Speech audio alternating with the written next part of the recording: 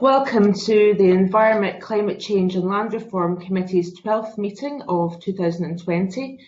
Before we begin, can I offer apologies for Stuart Stevenson, who is attending the meeting of the COVID-19 committee this morning and can't be with us.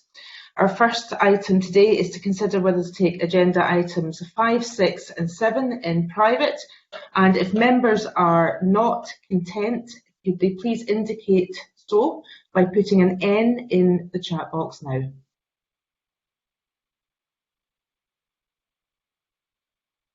No one has done so, so we've confirmed that the committee's agreed. Our second item today is to hear from Scottish Natural Heritage and SEPA as part of the committee's COVID-19 related scrutiny work, examining the immediate and short-term impacts of the current health crisis on the environment in Scotland and on both agencies, as well as the medium to long-term implications. We're going to have two evidence sessions. The first one we'll hear from Francesca Zofska, the Chief Executive and Accountable Officer for Scottish Natural Heritage. And then, after a very brief suspension, we will hear from Terry Ahern, Chief Executive Officer of SEPA. I draw members' attention to paper 1, which highlights some of the issues we'll be exploring this morning. So, joining us for the first session to explore the impacts of COVID-19 on Scotland's environment is Francesca Zofska, the Chief Executive and Accountable Officer for Scottish Natural Heritage. Good morning to you, Francesca. Good morning, everyone.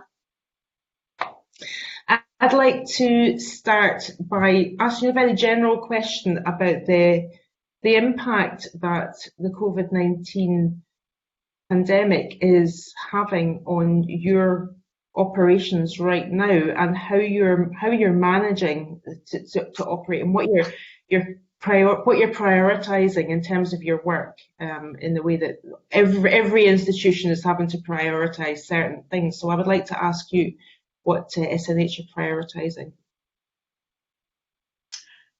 Thanks very much for the question, convener, and thank you very much for the opportunity to be here.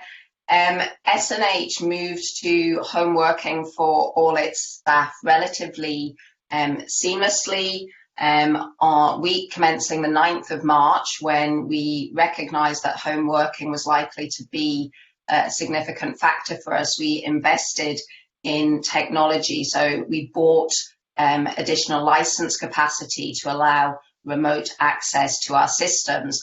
And in fact, for a period of about 2 or 3 years, we've been investing in our digital capability. So all staff were equipped with laptops before the start of this situation, and the additional licenses meant that on the 18th of March, we began to transition all of our staff to home working. Now, obviously, that situation's unprecedented. Inevitably, there were a couple of teething problems, but from my perspective, I think that went really smoothly and is testament to the investment that we made.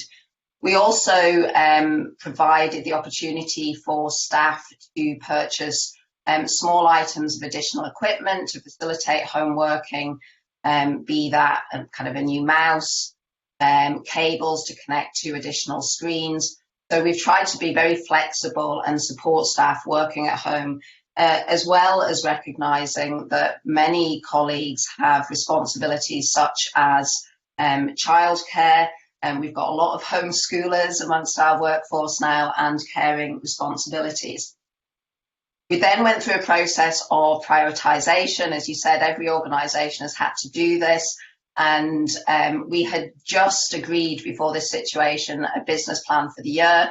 We decided that we wanted to review that and effectively establish a short-term Q1 business plan running from the 1st of April to the end of June. That really focused on our work in supporting the twin crises of climate change and biodiversity loss. Those strategic priorities remained the same. And through this period, we've continued that focus. We've also noticed, as I'm sure many members of the committee have, that in this period, and particularly when the regulations meant people could only go outside for one period of exercise a day. So there's been an interest in nature, that people have really engaged with nature, and we've been getting some great feedback on that through our social media channels in particular. So we've been looking at how we can capitalise on that, how we can bring nature to people in their homes. So on social media, we've been using the slogan, bringing nature to you, so that people can enjoy nature as much as possible, but also enhancing some of our existing campaigns, such as making space for nature, which is really encouraging people to think about how they engage with nature, whether it's through their own window boxes or garden or more widely. And we'll continue to do that. In terms of our customer services and our customer facing work, obviously we've had to change that. And because of our home working ability, we are still able to have, really good customer interface, whether that's via phone or email. We've also got video conferencing and telephone facilities. We're able still to provide desk-based development, planning and management advice, and we're also still able to provide licensing services. We are prioritising these, obviously, according to greatest need. So, for example, in terms of licensing, we're prioritising those that are required for a health and safety perspective, but we are still able to provide that service and will continue to do so. Thank you. So obviously your site-based activities haven't been able to happen in the way that they normally do. And obviously restrictions are changing. We're in the phase 1 of recovery. Could you maybe take me through how you're managing the sites, initially not being able to have your staff actually physically visit them, but moving into phase 1 now and looking ahead to the route map that's been set out by the First Minister in terms of moving on to the next phase? Yes, absolutely. So during lockdown, obviously, we weren't able to undertake any site visits apart from where we required to undertake safety checks of buildings. And there were some of our buildings where we had to have periodic inspection, and that was allowable. And also, we do have some livestock. So our Tainish National Nature Reserve, we do have livestock, and we were able to, have our staff check and feed the livestock. But we haven't been doing other site-based work. Now that we're into phase 1, the position we're in is essentially a preparation phase for opening up our facilities, our national nature reserves, to the public. We're not in that phase yet. We expect that's probably going to be in phase 3. But the process that we're undertaking at the moment is looking at the risk assessments, looking at the guidance that we'll need to provide to staff and to visitors, looking at supply of personal protective equipment that will be needed, and how we can manage the interface between our colleagues in SNH and visitors, so that both groups are safe. And safety and the health of our staff and visitors is obviously paramount. In addition, you also mentioned survey work, and with phase 1 that we're in currently, and the guidance that was published on Sunday for the safe resumption of safe forestry working, that also included and captured guidance on outdoor working, which could include survey work, wildlife management, our work to combat invasive non-native species, and peatland restoration. And again, we're now just working through a process for those different projects, some of which is with contractors and with other partners, some of which we do at our own hand, to see how we can take into account health and safety considerations. So, for example, anybody who would undertake this work, we would want to know that they don't have symptoms of COVID-19. We want to make sure that they weren't in a vulnerable group. that there isn't a way of carrying out some of these tasks by other means, for example, satellite imaging or local knowledge, and again, go through the risk assessment, the PPE provision, so that we're able to resume this work as soon as we can. And that preparation work, in line with the phase 1 guidance from the Scottish Government, is being undertaken at the moment. I just have one small question before I move on to Claudia Beamish next. And you mentioned nature reserves, and it strikes me that with the changes to the restrictions for the public in their daily exercise and where they can travel to, that must be in your mind that you've got nature reserves that ordinarily would have your staff there. It's nesting season as well. You know, I come from a coastal constituency with an SNH nature reserve. So I want to know your thoughts on that. So, you know, you're going to have maybe a lot more people going out and taking advantage of the beautiful weather, but maybe who ordinarily wouldn't go to these places, but they're taking the opportunity. You mentioned that people have got an increased interest in nature because its home's been taken away from them, the opportunity to enjoy that. What are your thoughts on that, and how are you managing the kind of influx of more people to potentially situations that you or otherwise might have people there to assist to act responsibly in these nature reserves?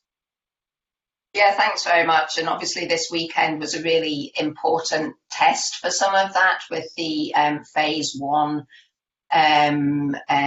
guidance coming into place on Friday.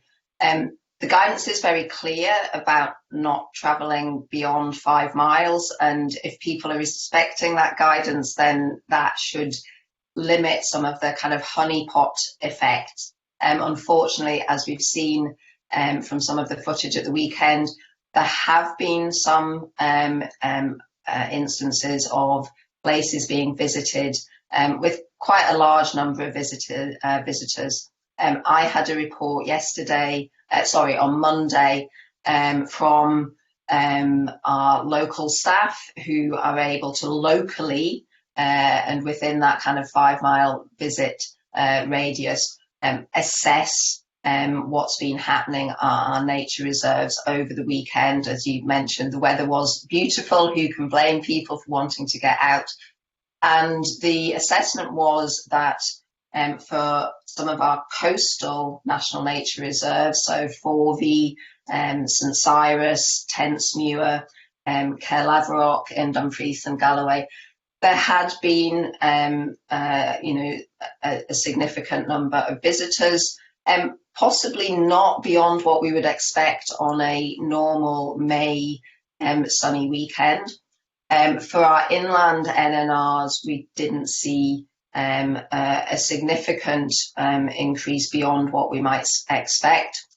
In terms of some of the challenges of that visitor management, as you say, without having staff there at the moment, in preparation, for lockdown, where reserve staff who are local could put, appropriate signage up, that's obviously been done. Some of the NNRs that I'm sure you're familiar with, for nesting birds, have that signage already.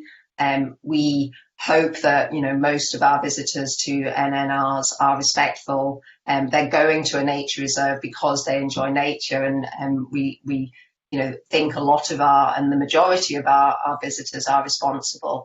But as we're able to come out and undertake more outdoor work, we will obviously assess that, assess what the challenges of an influx of visitors have been, whether that's an impact on habitats and species, whether it's an increased incidence of litter, for example, and we'll take steps accordingly. Thank you. Claudia Beamish. Thank you, convener, and good morning to you, Francesca. Very pleased to see you with us. I'd like to build on what Gillian, our convener, has been discussing with you, and explore with you the role of nature and nature-based organisations in the green recovery. I note you've highlighted your strategic priorities, climate change and biodiversity, and we're all keenly aware as a committee that you're strengthening your connections with people as well. And I'm wondering, in terms of, particularly as an ex-primary teacher and eco schools coordinator, about the value and the use that can be put of outdoor education in relation to social distancing, and possibly also the support for community group involvement and social distancing being maintained in that way in helping to develop nature, really building on what we've been learning and sharing during the lockdown. So your thoughts would be valued. Thank you.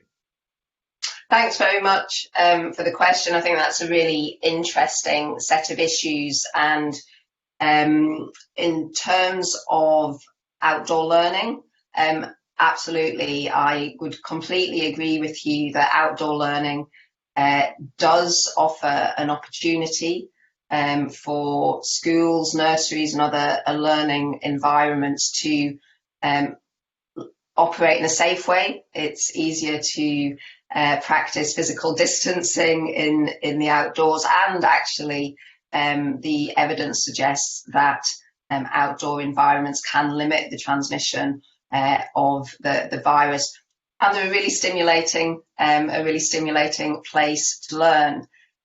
We're working with a number of schools in disadvantaged communities in the Learning in Local Green Space project, so 115 schools, to encourage them and support teachers in providing material for them to learn outdoors. And actually, one of the nicer parts of my job this week was I'd received 6 videos from schools participating in the Learning in Local Green Space project, which I was to watch, and they were all absolutely fantastic. And we're doing a little virtual prize giving for those schools and the submission of their videos later in the month. But more broadly, we do support outdoor learning and learning in green space very directly. We support a set of materials called the Outdoor Learning Directory, which provides excellent guidance and resources to teachers and educationalists, support them in their outdoor learning. And also this year, SNH will be providing around £300,000 of funding to around 20 third sector organisations, such as Learning Through Landscapes, the John Muir Trust, the Conservation Volunteers, to enable them to work with schools to practice outdoor learning. We've done a little bit of mapping work because we're aware that, you know, some of the challenges that schools might have is access to local green space, and particularly at the moment when travel is restricted. And the work that we've done suggests that nearly all schools have access to local green space. And so part of the work that we're doing with schools is thinking about how these spaces could be improved in terms of access. And certainly the videos that I watched earlier this week were from schools that were going to their local park, and these were obviously shot before COVID-19, but these were schools going to their local park, their local wood, and really discovering quite a lot and learning a lot about something that was in their local environment. Thank you. Claudia, would you like to ask any more supplementary questions? Or yeah, thank you, Kavina. Just a brief question to just understand how you're able to support, in addition to all the encouraging things you've said about schools, which I'm sure you'll share with MSPs more widely than this committee, so we can all share that with our constituents and indeed our schools as well, to help promote those issues. But just beyond that, in terms of community groups and individuals who might be able to help with nature-based solutions coming out of the lockdown. How you're helping that? Because I know a lot of community groups are involved with green growing and green. Thank you, convener. Yeah, thanks very much. Again, really good perspective. And in terms of the general public, we are our main kind of channels at the moment are kind of our website and our social media channels. And as I mentioned earlier, really trying to capitalize, as I think you're suggesting, on the fact that people are taking inspiration from nature at the moment, and people do want to help and they do want to do their bit. So the campaign that we're running, Make Space for Nature, it's actually a real boon for somebody like me who's not a great gardener, because the principal tenet of it is actually leave a bit of your garden, if you're lucky enough to have a garden, leave it a bit messy, because that is good for bugs and invertebrates, which are the food source of birds, etc. And all of that can support very local biodiversity. And we've had a really good response to that. In terms of community groups, absolutely, we work with a whole range of groups, both nationally and locally, to support their engagement in nature, and work through as well a number of national partner organisations. So the Conservation Volunteers I would highlight as an organisation that has got real reach in local communities and enables us to tap in to community groups who really want to support nature and who are inspired by nature, and we will continue obviously to work with these groups as we emerge from the lockdown. Great, thanks very much. Thank you. I'm just checking with Finlay Carson is with us. Finlay, can I come to you quickly for you've been having some broadband issues this morning, so let's grab the opportunity while we can and you can ask some questions. Great, thank you very much, convener, and apologies for my bad connection this morning. My questions are relating to fly tipping and other damage that's been caused in our countryside. Following the easing of lockdown restrictions, we're starting to see an increased number of litter being left by those who visit the countryside, including those areas and national parks and so on, spoiling and damaging our valuable green spaces. So I'd like to ask what has been done to tackle that type of behaviour.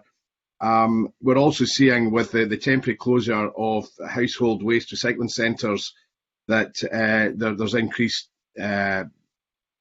incidents of fly tipping, so not just random littering.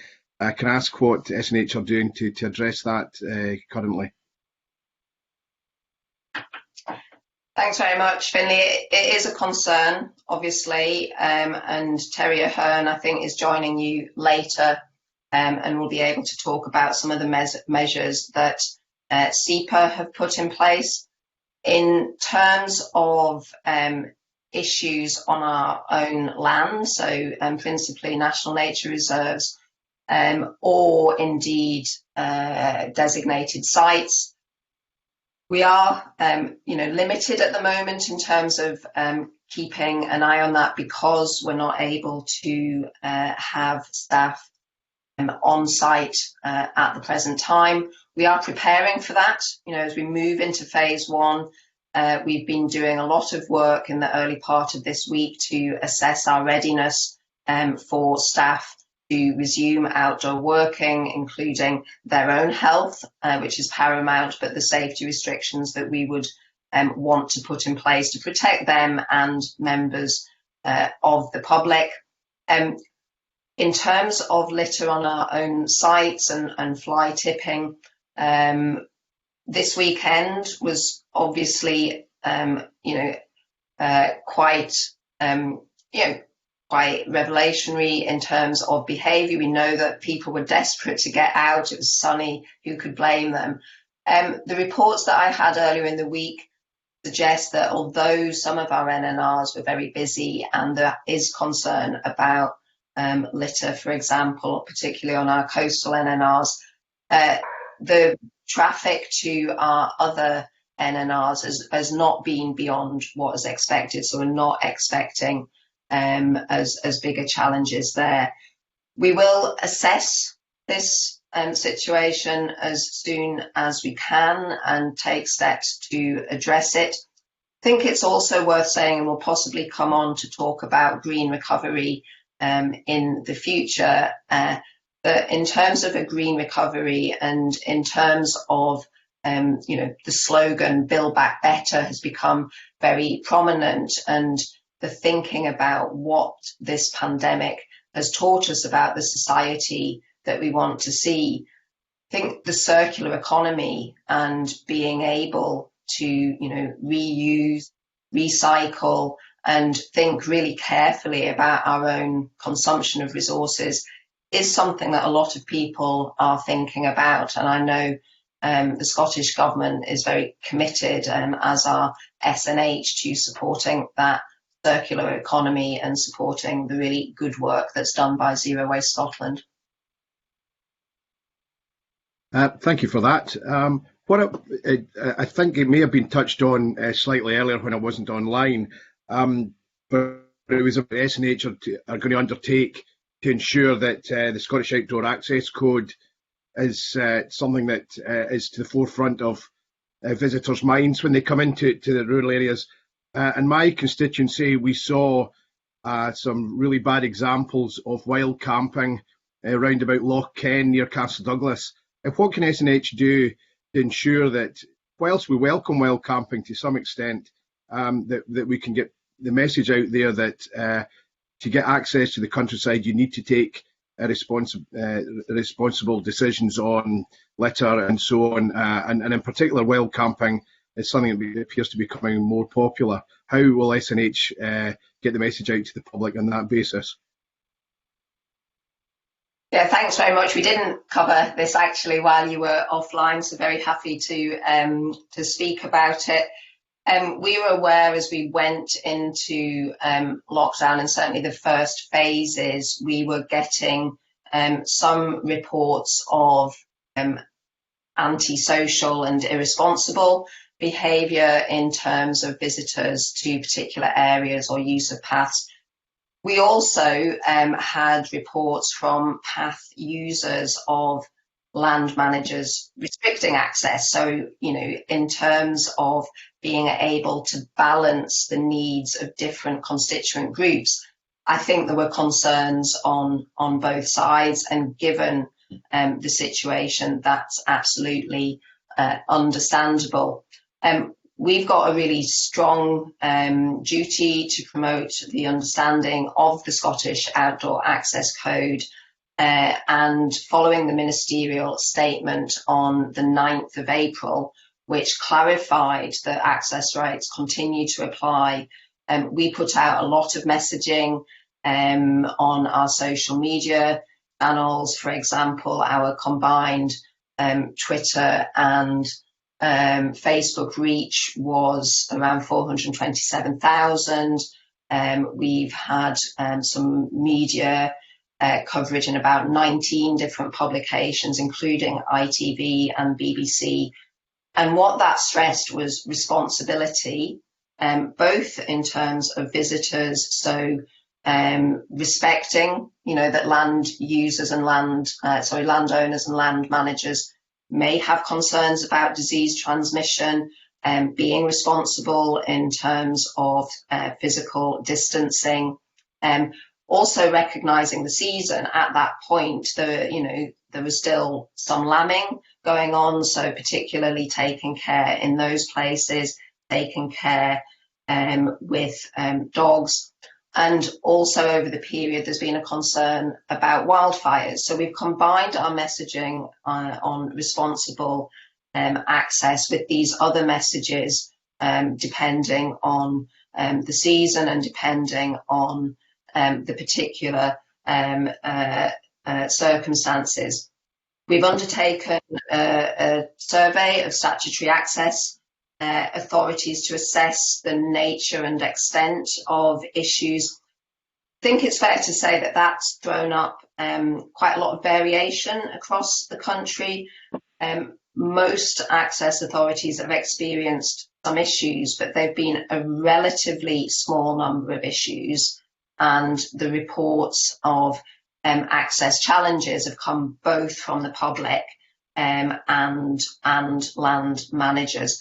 So we will continue with our campaign based on the Scottish Outdoor Access Code. We will continue our dialogue with NFUS and Scottish Land and Estates, for example, to understand the concerns of their members, but we will also obviously be promoting the benefits that can come from engaging in nature, but making sure that you do it in a local and responsible way.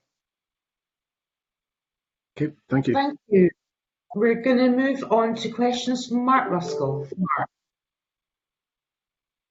Yeah, thanks, convener. There's been reports in England of a surge in wildlife crime during the lockdown period. Now, I haven't seen similar reports in Scotland, but I'm assuming that the pattern will be broadly similar here. How are you addressing this? Because obviously you've largely suspended your monitoring regime for this year.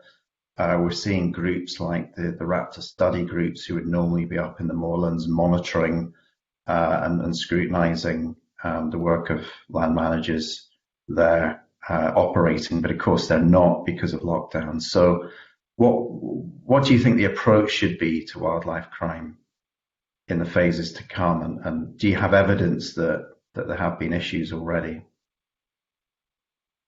Thanks very much, Mark. It's a really important and serious subject. And since the end of March to the beginning of June, we have had reports of wildlife crime. They are individual reports. We're not able to say at the moment if this represents a spike in the data or is consistent with normal reporting, but we have had reports of some incidents in relation to nesting birds, badgers, and freshwater pearl mussels. So that is a concern. We work really closely with Police Scotland, and Police Scotland have an excellent network of wildlife crime liaison officers across the country. And once an incident is reported and as a crime, we then can support them with evidence collection and any subsequent investigation.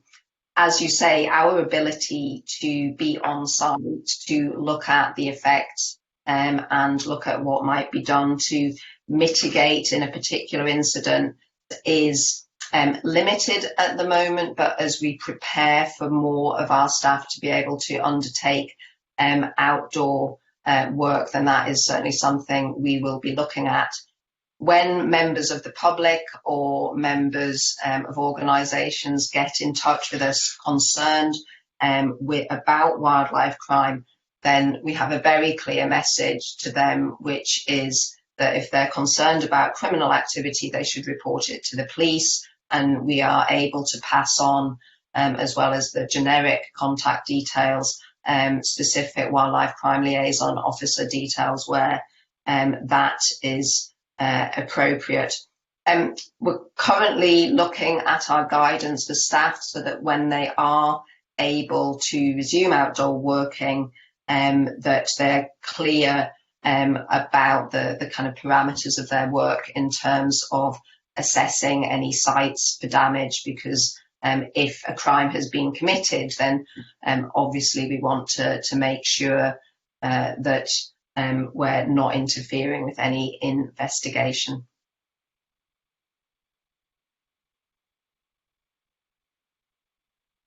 Mark, would you like to follow up on any of that? Yeah, thanks, convener. I mean, I think one of the issues here is with the raptor study groups. There's obviously been restrictions on their ability to go out there and do the valuable work that they do. And I know that some of the work of those groups feeds into statutory obligations that are placed on forestry operations and and other operations. So I'm just wondering if you've got thoughts on how we kind of swell that team of monitors, important monitors in the months to come, and whether that's something that SNH has been in discussion with government about, because clearly you have a role, but there's others who have a role as well.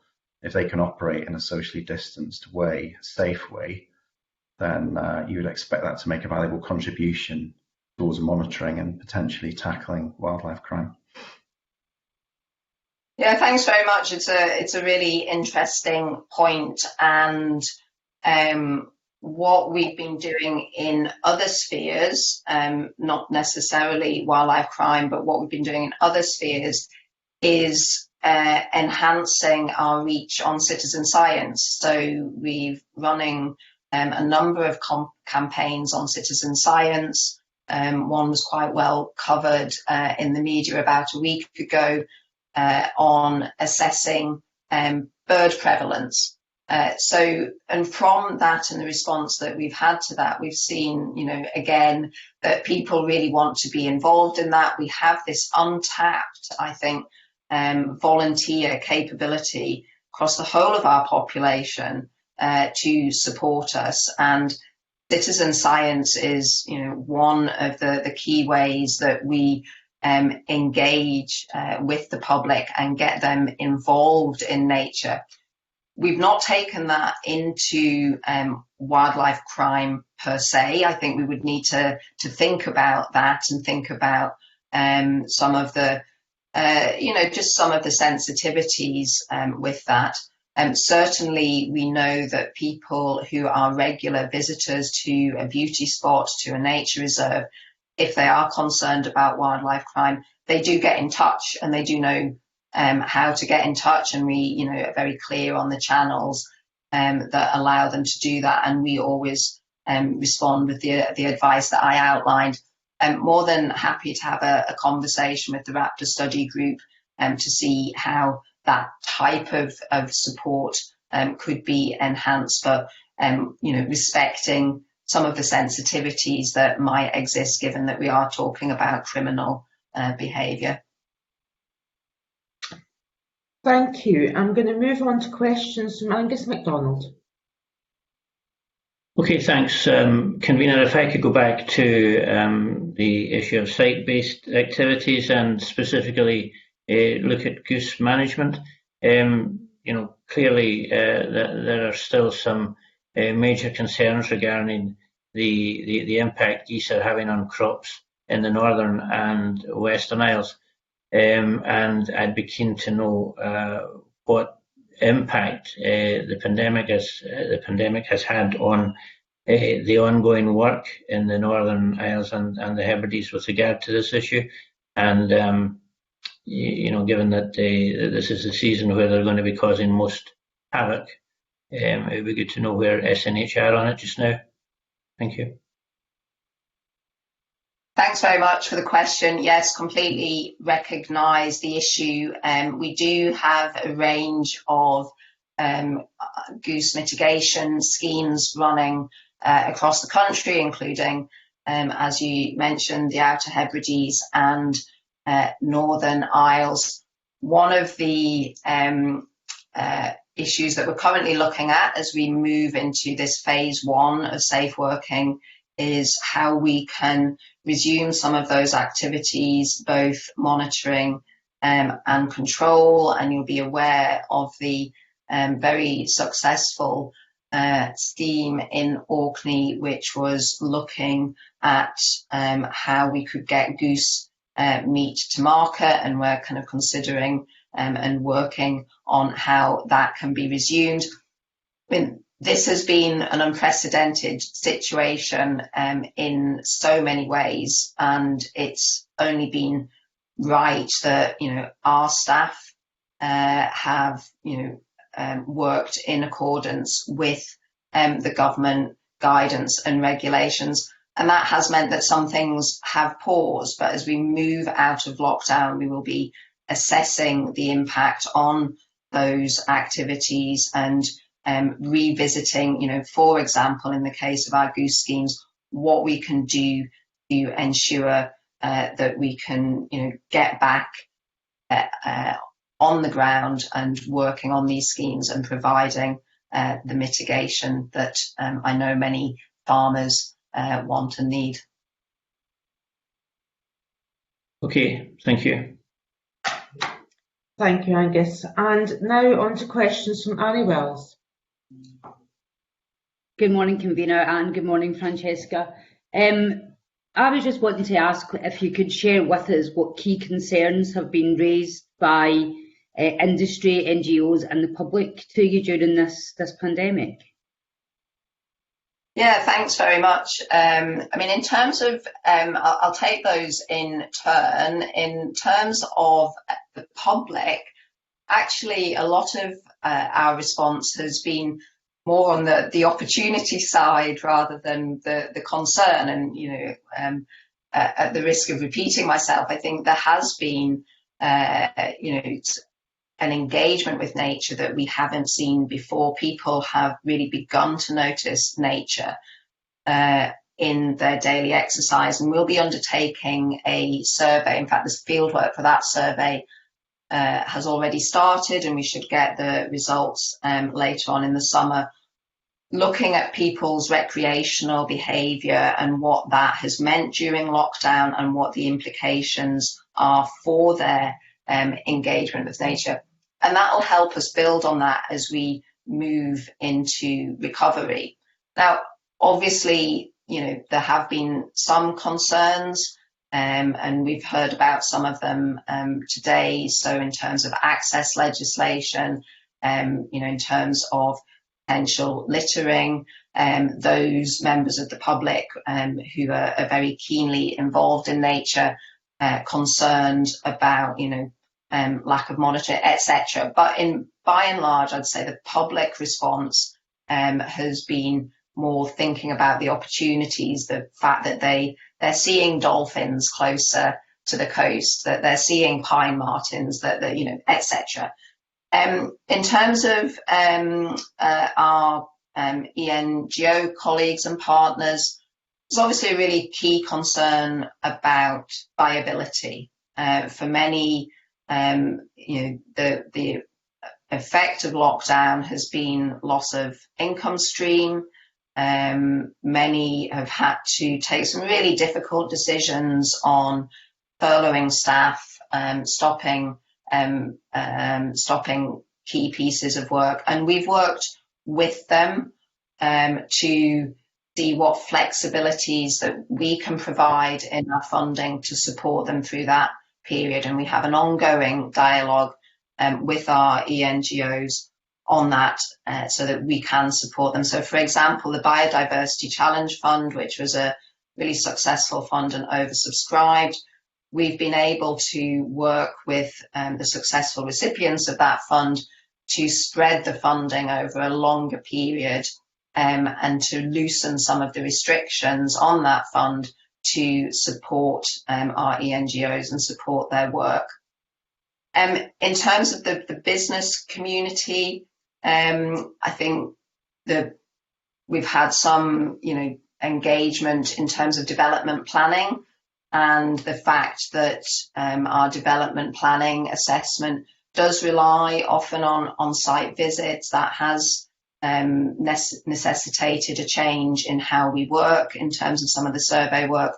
We've taken a risk-based approach to that, where, you know, we can have data from other sources, whether that's aerial photography, satellite images. We've done that. We've provided some very comprehensive guidance on our website on development planning. I think has helped a number of our key customers, and we'll continue to work with them as we move out of lockdown.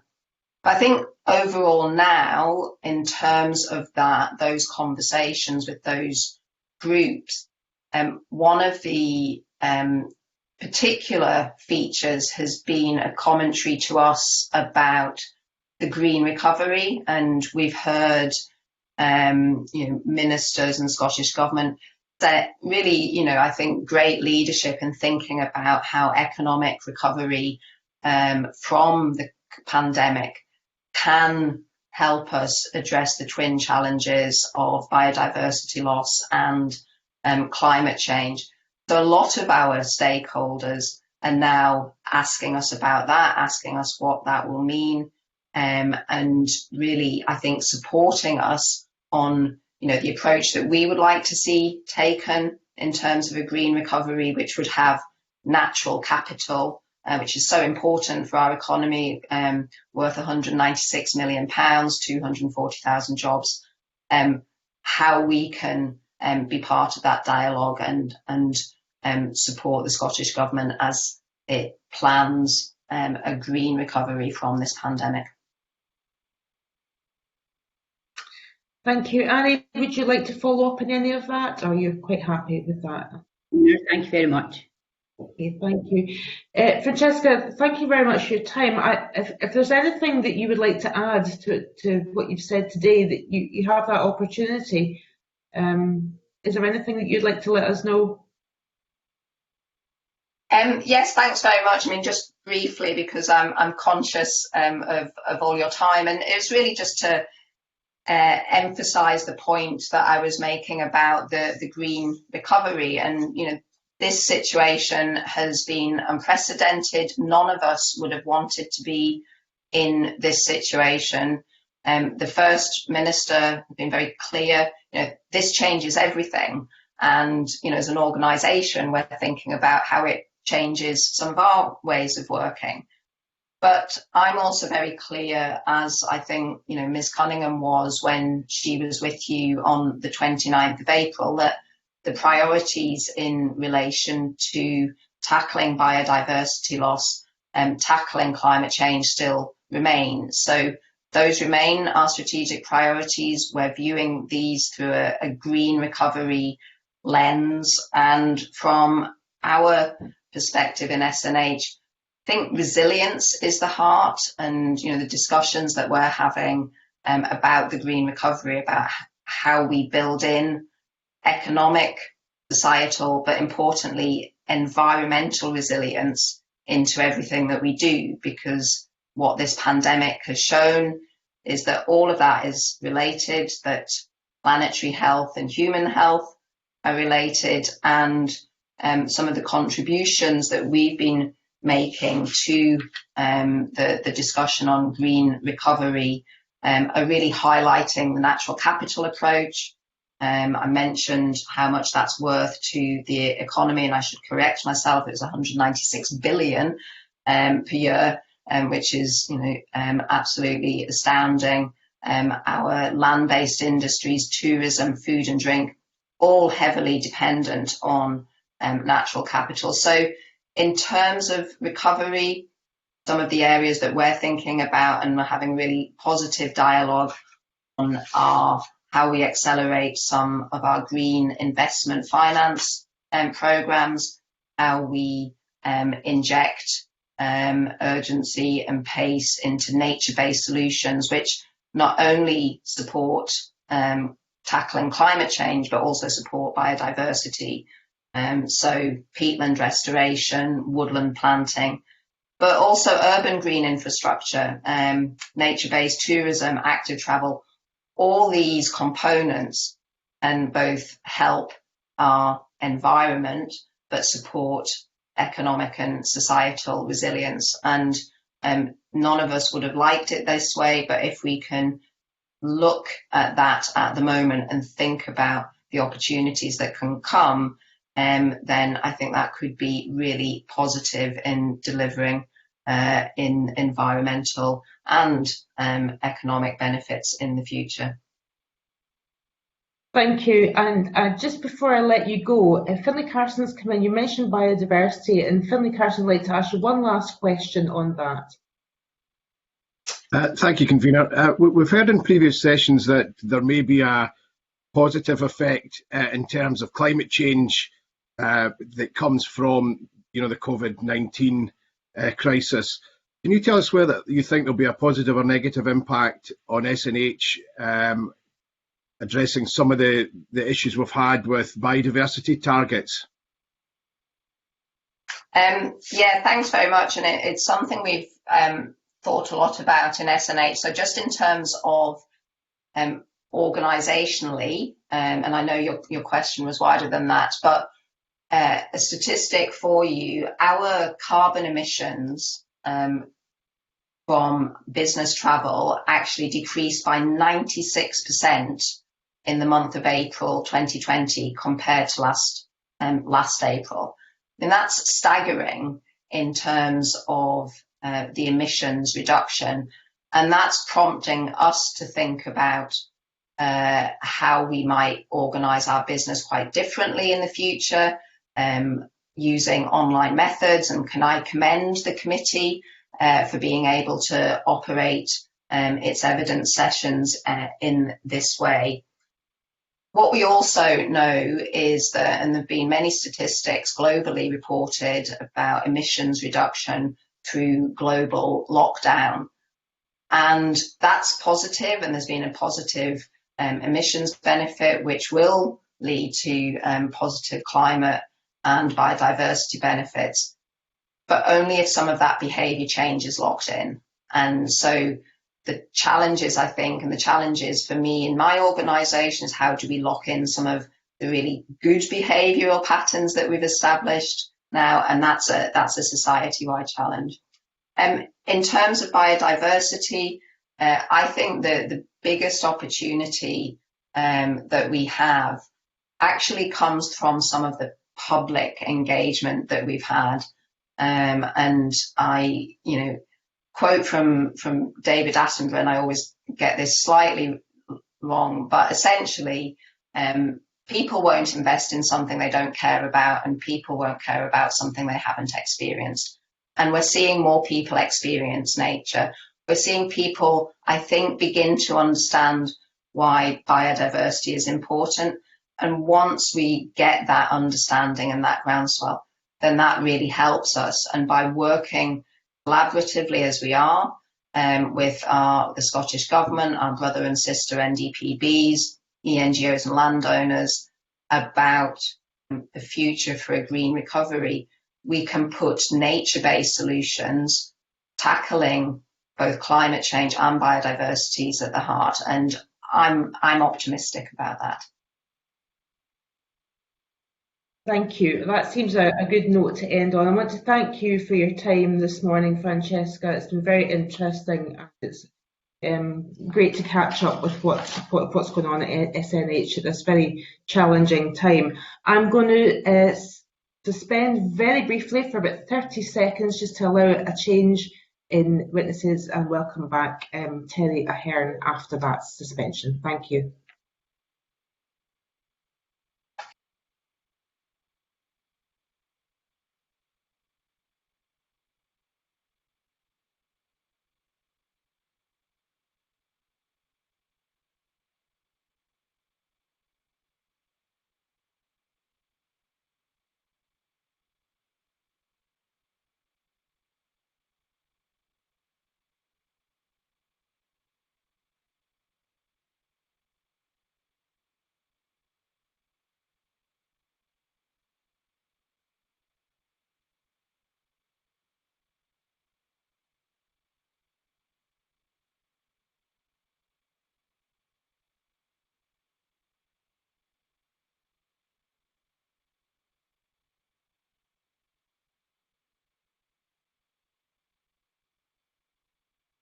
Minister's working. No, we don't want to talk about it. You can talk to our officials instead.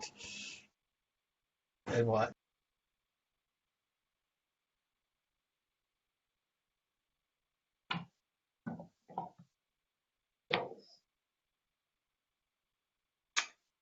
Welcome back to the meeting and the second session of agenda item 2, where we'll continue our examination of the impacts of the current health crisis on the environment in Scotland. I'd like to welcome Terry Ahern, the Chief Executive Officer of SEPA, and we're going to move straight on to questions. Good morning to you, Terry. I'd like to ask you a similar question to what I asked Francesca from SNH earlier about the current impact that this health crisis is having on the operations of SEPA, and what you're prioritising in terms of and how you were organising things within your organisation in line with the restrictions that we're all facing right now.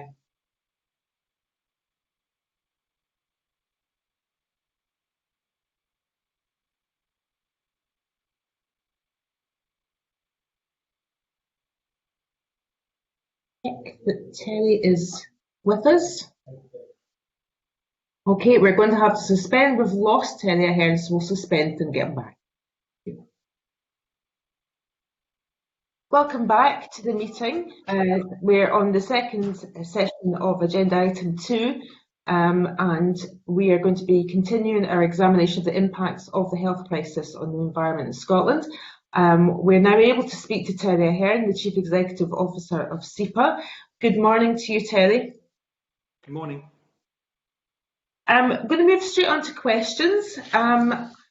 You maybe saw the earlier session with Francesca from SNH, where I was asking about the impacts, both the immediate impacts of the pandemic on the organisation. I'd like to ask that of you, but also what you are prioritising given the restrictions we're under right now. Okay, so obviously the pandemic's had a huge impact on us, like it has on all organisations. So I was actually in Australia for the first 3 weeks, and we set up an emergency management team meeting in early March, which met every day. About mid-March, we closed a couple of offices, Balloch and Stirling, because we had evidence there could have been staff who'd had coronavirus. We then, the next week, we asked people if they could work from home to do so, and then on the 24th, we closed all of our 26 offices. So that worked quite smoothly. Like all organisations, a huge effort, worked quite well. We've had some problem with some staff, so we've got about 1,200 people. We think around about 1,000 to 1,100 within the first few weeks were pretty well set up to work from home in a comfortable way, but we have had 100 or 200 who have problems with broadband access, or don't have a good table to work at, or they're sharing it with kids who are home. So we've been putting a lot of effort in with that proportion of staff, because it's a small number in terms of the overall staff, but it's a big number in terms of inconvenience. The other thing we did with the staff was be very clear that they had 4 things they could do. They could work on getting themselves set up. That included how they work, how they live, how they look after elderly parents or children, etc. And we made sure they were comfortable that was their first priority, to look after themselves. We then said there's 3 other things. You do your normal work, and if you can't do your normal work, try and find other work. So people have been able to do things that they would struggle to get to. Say in our laboratories, there's been important review of procedures, which is on the schedule, but sometimes you can't get to as quickly as you could. So they've done that sort of work. And then finally, we said, some people we know will not be able to work full time because of caring for responsibilities, etc. So feel comfortable and feel supported to do that. So we put a huge effort into both supporting people to be at home and make that big shift, and to do those 4 things and make sure they felt very supported. So I did all staff video messages, we got clear messages, all staff emails out, and we did Q&As, etc. So I would say by and large that's worked quite well. In terms of what we've prioritised, so we reasonably quickly defined what our priority services were, and in the initial phase they were preparing what we call regulatory position statements. So every business we regulate can't do everything that we would normally require. Once they had workforces that they couldn't get out there, or some of them, completely lost revenue streams, etc., we knew that they would be unable to do everything we needed to do. So we had the ability to make regulatory position statements, give them clarity about what they should prioritise. We've got around about a dozen of those out, and we've made that a top priority to do. The second thing was maintaining the hydrometric network, because that underpins the flooding system. So you can imagine if you have a pandemic, and then in the midst of that you have bad flooding incidents while people are trying to deal with this major public health emergency, and we're slow to get warnings out, that would be, at any time that's bad. But when you've already got a crisis and emergency, that would be even worse. So making sure we do the critical maintenance on the network was important. And then what we call category 1, category 2 incidents, if they were to happen, that would be a major explosion at a plant, for example, that we were able to attend. That was in the initial phase. Since then, we've expanded that a little bit. So things like, in the scheme of things, you might think odour and noise are not the biggest environmental problems, and compared to things like climate change, they're not. But if you're living with odour and noise, and every citizen has that experience, that's really terrible. If it's happening during a lockdown, it's even worse, because it means everybody's dealing with it 24/7. Sometimes people are at work in a household and they only deal with it out of hours. That's still really bad. Or it might be the primary carers living at home. They're dealing with it 24/7. Other members of the household are at school or at work. So what we've done is we've gone through and identified around about the top 30 sites that are causing these significant amenity problems, and we prioritise dealing with those.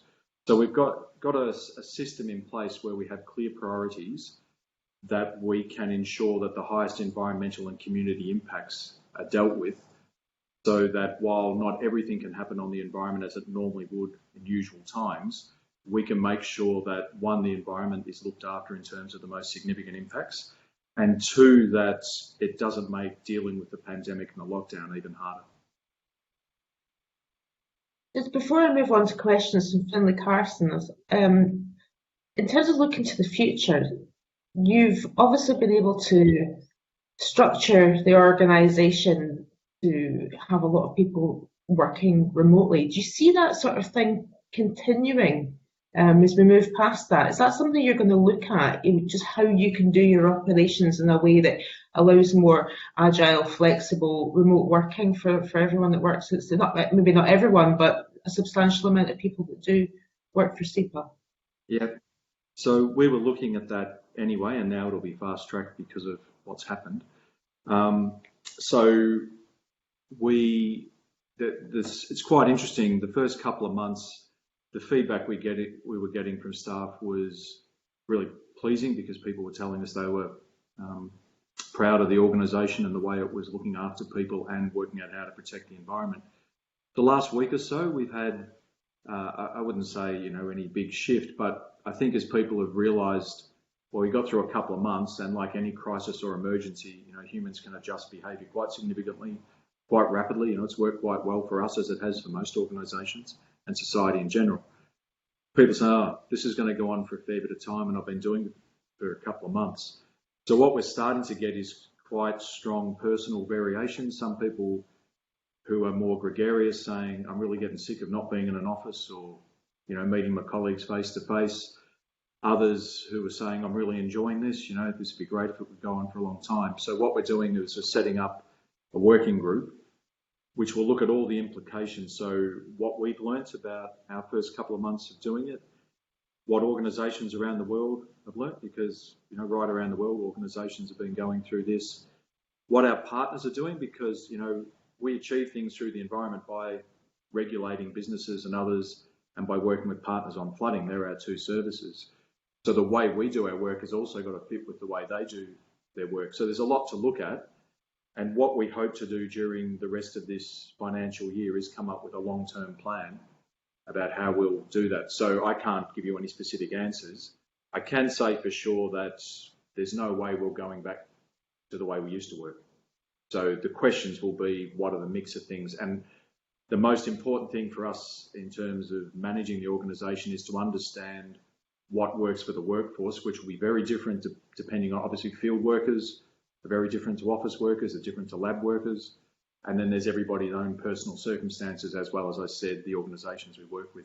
But we see a huge opportunity to improve how much people enjoy work and how much people enjoy life, because we can take this opportunity to create much more flexibility. So it'll be of benefit to each individual as a worker and as a citizen, and it will also be a benefit to the environment of Scotland, because we think we'll get a much happier, more productive workforce.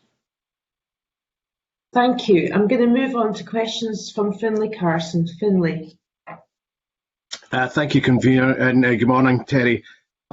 following the lockdown of the easing the lockdown restrictions last weekend, we saw a big increase in the amount of people starting to visit our beauty areas and whatever, and hand in hand in that was an increase in the amount of litter being left.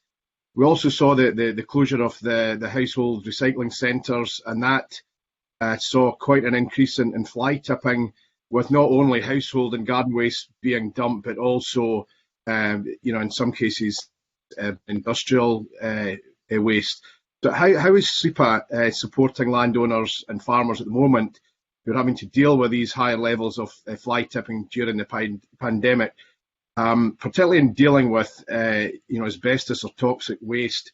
And can you see any changes in the future in how SEPA and the government can support landowners to deal with that?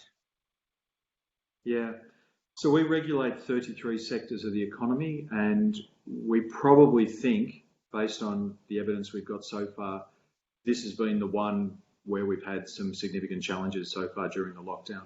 So there's certainly been an increase in fly tipping and other forms of waste activity. So taking the two parts, what have we been doing, how can we help now, and what might be the long term? In terms of the current situation, I won't give much detail on some of the things that might lead to enforcement because I might jeopardise the enforcement, but we said at the start of towards the start of the lockdown that we would be using a variety of techniques. So we have intelligence relationships with other authorities such as the police, etc. We do have the capacity to use drones and a range of other techniques, which we had been using previously, but we've accelerated and used even more because we've got less ability to get out there. So there's a good group that works, Scottish Government officials chair it, Zero Waste Scotland, COSLA representing the local authorities, and SEPA meeting regularly to work out a combined set of tactics in terms of what SEPA has been contributing, trying to make sure we can use the existing enforcement powers for maximum effect. We've been doing some other things like, again, I'll be prudent about what I say, checking those people who are advertising themselves as taking waste services and making sure they're legitimate, and trying to make sure if they're not legitimate, or maybe they are legitimate but they're advertising they can do things more than they probably should be doing, we're contacting them, taking action to try and get the right people providing the right services in the market. So we're doing a range of things on the compliance and enforcement side. And we're trying to advertise those and get as much publicity out to people like landowners to say, be very careful about who you might be taking waste from, or local residents, etc., who they might be getting rid of waste to. We've also been talking to, my chair and I, chairs and CEOs of representative groups such as the NFUS, Scottish Land and Estates, to see how we can help in a practical way their members. On the commercial and industrial side, what we've done is, in some of the regulatory position statements, is allow people to, on a temporary basis, do things that help. So, storing waste in places on facilities where you probably wouldn't in normal circumstances, but on a temporary basis, doing it in a way that is safe, because that also ensures that you're reducing the stream that might be out there.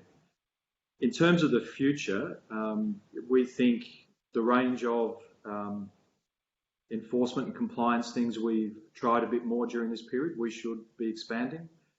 We've set up an enforcement team for the first time ever, a dedicated enforcement team with specialists, so that they'll be doing things like we have a weekly intelligence report, and how do we better disrupt people who are trashing the environment when everyone else is trying to do the right thing. So that was, again, already in train, but will be upgraded, or is being used more assertively and will be upgraded. So there's those range of things we can do. But as I say, we probably think this is the one area in which there's been any significant increase in non-compliance from what we can tell. And it's a very difficult issue, fly tipping. Okay, thank you. I'd like to move on now to some more agricultural issues. We understand that milk is on a temporary basis because of the situation we have with the milk market, is able to be applied to land. But we're also right in the midst of silage time. could you tell us how physically and on the ground SEPA are ensuring enforcement of current legislation, but also equally, if not more importantly, working and advising farmers and landowners, in pollution incidents or whatever? How are you actually supporting landowners currently? So we've got a very good relationship with the Farmers Union, which has been built up over many years. It's one of the things that was well in place when I joined 5 years ago. And we use that both at the senior levels and at the operational level. So what we try and do, again, in general times, but it's more important in a crisis period, is get joint messages out with the representative body. Now, what that means is that the members are getting the message not just from the regulator through our channels to them, but they're also getting it from their representative body, and we try and give very clear advice. So when we develop those positions, we don't just come up with a position and say, NFUS, can you send it out? We will actually develop that with them and say, look, is this the sort of advice that will give your members clarity? Do you think we're missing anything, etc.? That works quite well. We've explored with some farmers the ability for them to, obviously, so we're not out on farms at the moment unless there's a very serious incident. So can they do a recording on their phone or iPad of the sort of things we'd normally check, and then have a phone discussion with one of our officers? Now, there's challenges there in verification, etc. But once more, if we can be doing that, particularly with the vast majority of people will be responsible, that's something we can then pick up, because we're spending less time travelling out to farms. If we're doing it that way, this is something we'll come to in the future. We can spend more time with farmers who, if they're not complying, often it's because they don't understand, or they haven't really got their heads around the regulations, so they need some advice, or there may be those that are deliberately not doing the right thing. We can actually divert more of our time and resource to those activities. So once more, these were things that were proposed to us by some farmers before the pandemic. We've started to look at them, and we'll be able to fast track them now because of the pandemic. But the key thing is that close relationship that we've built with landowners over the last 10 years has proved very effective in a crisis period, because as a regulator, if you go in and you don't have the relationships at any time, that's hard. During a crisis period, it's even harder. So that is one area we're quite pleased with how things have worked. And the final thing I'll say is also getting very early understandings from the Farmers Union and others about what are the emerging issues. So some industries have said, look, we think we might run into this problem. And in the first couple of months, they haven't. But what it does is give us time to think, well, what would be the regulatory requirements we would put around if they have to do something different? So, for example, the disposal of milk if they can't sell it. Thank you very much. That's very useful, and I'm pleased to hear that the way you're working with farmers. And over the past few years, SEPA have engaged, and I think that it has far better rewards with everybody trying to do the right thing. So I appreciate your answers. Thank you. Thank you. We move on to questions from Claudia Beamish. Thank you, Convener, and good morning to you, Terry, and very pleased that you've made the time to come before our committee and help us to take things forward together. I have got a broader question about looking to what I might term a green recovery, but I would like to ask you briefly first about one of your temporary position statements, the regulatory statements, and that's on the finfish industry, on aquaculture, and I would certainly welcome, the detail of that, which I've looked at. You'll know that our committee, and of course the REC committee, has taken a keen interest in the industry. I'd like to just focus briefly on biomass limits and sea lice management, which I always seem to focus on. And in terms of impacts on the wider seabed and farmed fish health and possible mortalities, which we've heard there have been some rises in, and also the interconnection with wild fish. Are these particular challenges that you're addressing in the present circumstances that we all find ourselves in, which are of course very challenging. And is that working, or are there other issues that you'd like to raise and highlight with us? Thank you. Well, I don't have to tell this committee it's a contentious issue for us, aquaculture. So both those issues, I mean, the use of slice is varied for a small number of farms under that regulatory position statement. And in fact, what it means is they can use more of what they would otherwise use in an earlier period. That actually, we think, will have some benefit in terms of the impact on wild salmon, because there's a critical period for controlling the slice. For controlling the lice. So we think that that regulatory position statement does protect the environment. It's very tightly managed in terms of the amount they can use and the conditions under which they have to use it. Biomass, not many of them have had to use the increased flexibility so far. And again, this gets to the previous question, because a lot of what we've done in these regulatory position statements is say, if you find yourself in a position where you need to do X, which you normally wouldn't do, you have some regulatory flexibility to do it.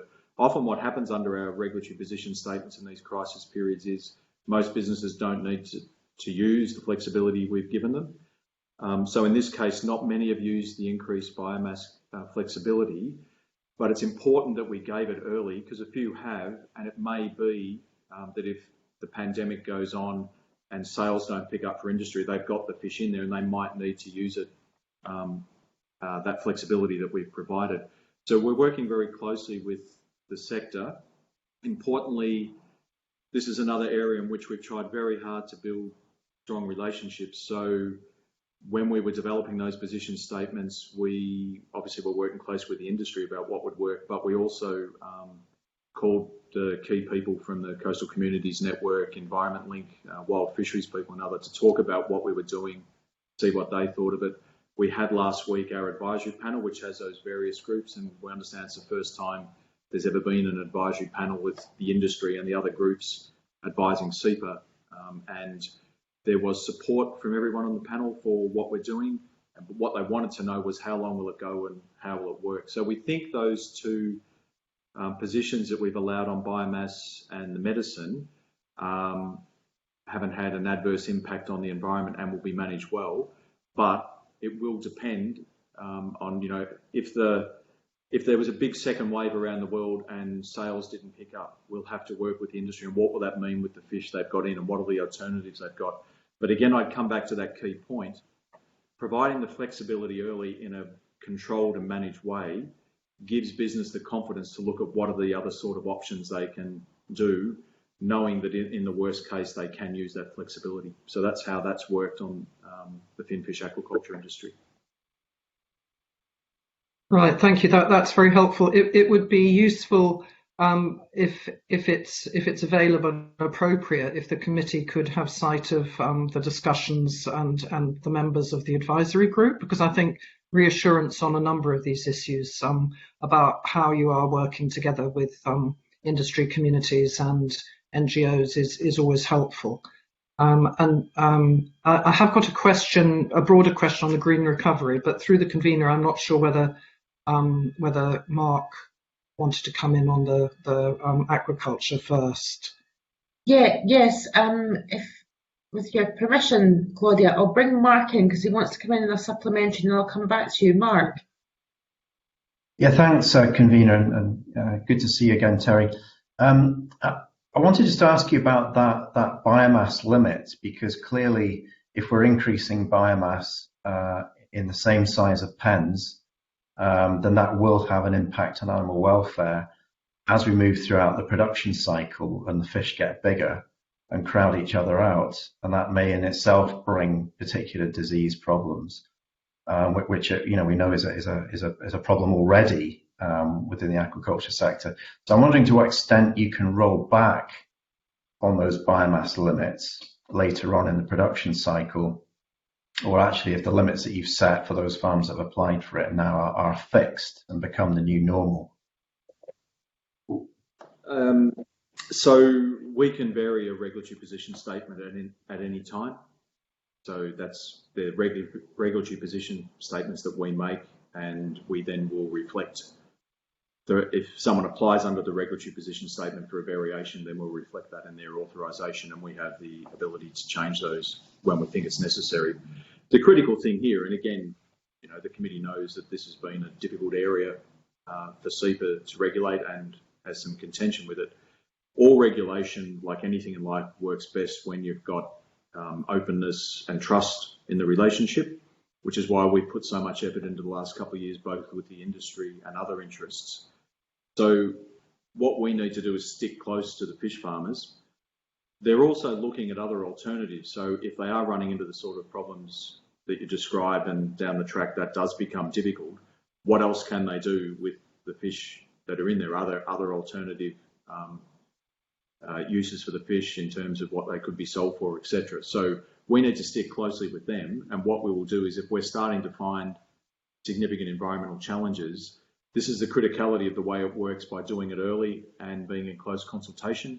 So rather than finding at the 11th hour that increased biomass is causing a real problem either for animal welfare or lice infestation, that we can say, look, this is starting to look a bit difficult. What are the options? How can we manage it? So that's the way it will work. But I can assure the committee, you know, we have the ability to vary what we varied if we think the environment needs us to do that. And again, we wouldn't just sit here and make snap decisions about that. That's the importance of working closely with the businesses we regulate and keeping others informed. So you're in a difficult situation because of a pandemic. It makes sense everyone banding together and working out what are the options. But, you know, we're the regulator, we will make the decisions we need to make. Hey, Claudia, you come in your next series of questions, please. Right, thank you, Convener. Terry, I wanted to ask you more broadly how any recovery packages or future regulatory approaches could support a green recovery and use lessons learned on industry resilience across, I think, did you say it was 32 industries that you're so it's a very broad question, but if there were particular issues you wanted to highlight to us, perhaps beyond farming or finfish, but you know, however you want to take this green recovery. So CEPA completely accepts the science about the challenges and the potential environmental, social and economic catastrophe that faces humanity unless we radically change the way we run our economies and societies. That's at the heart of our One Planet Prosperity strategy.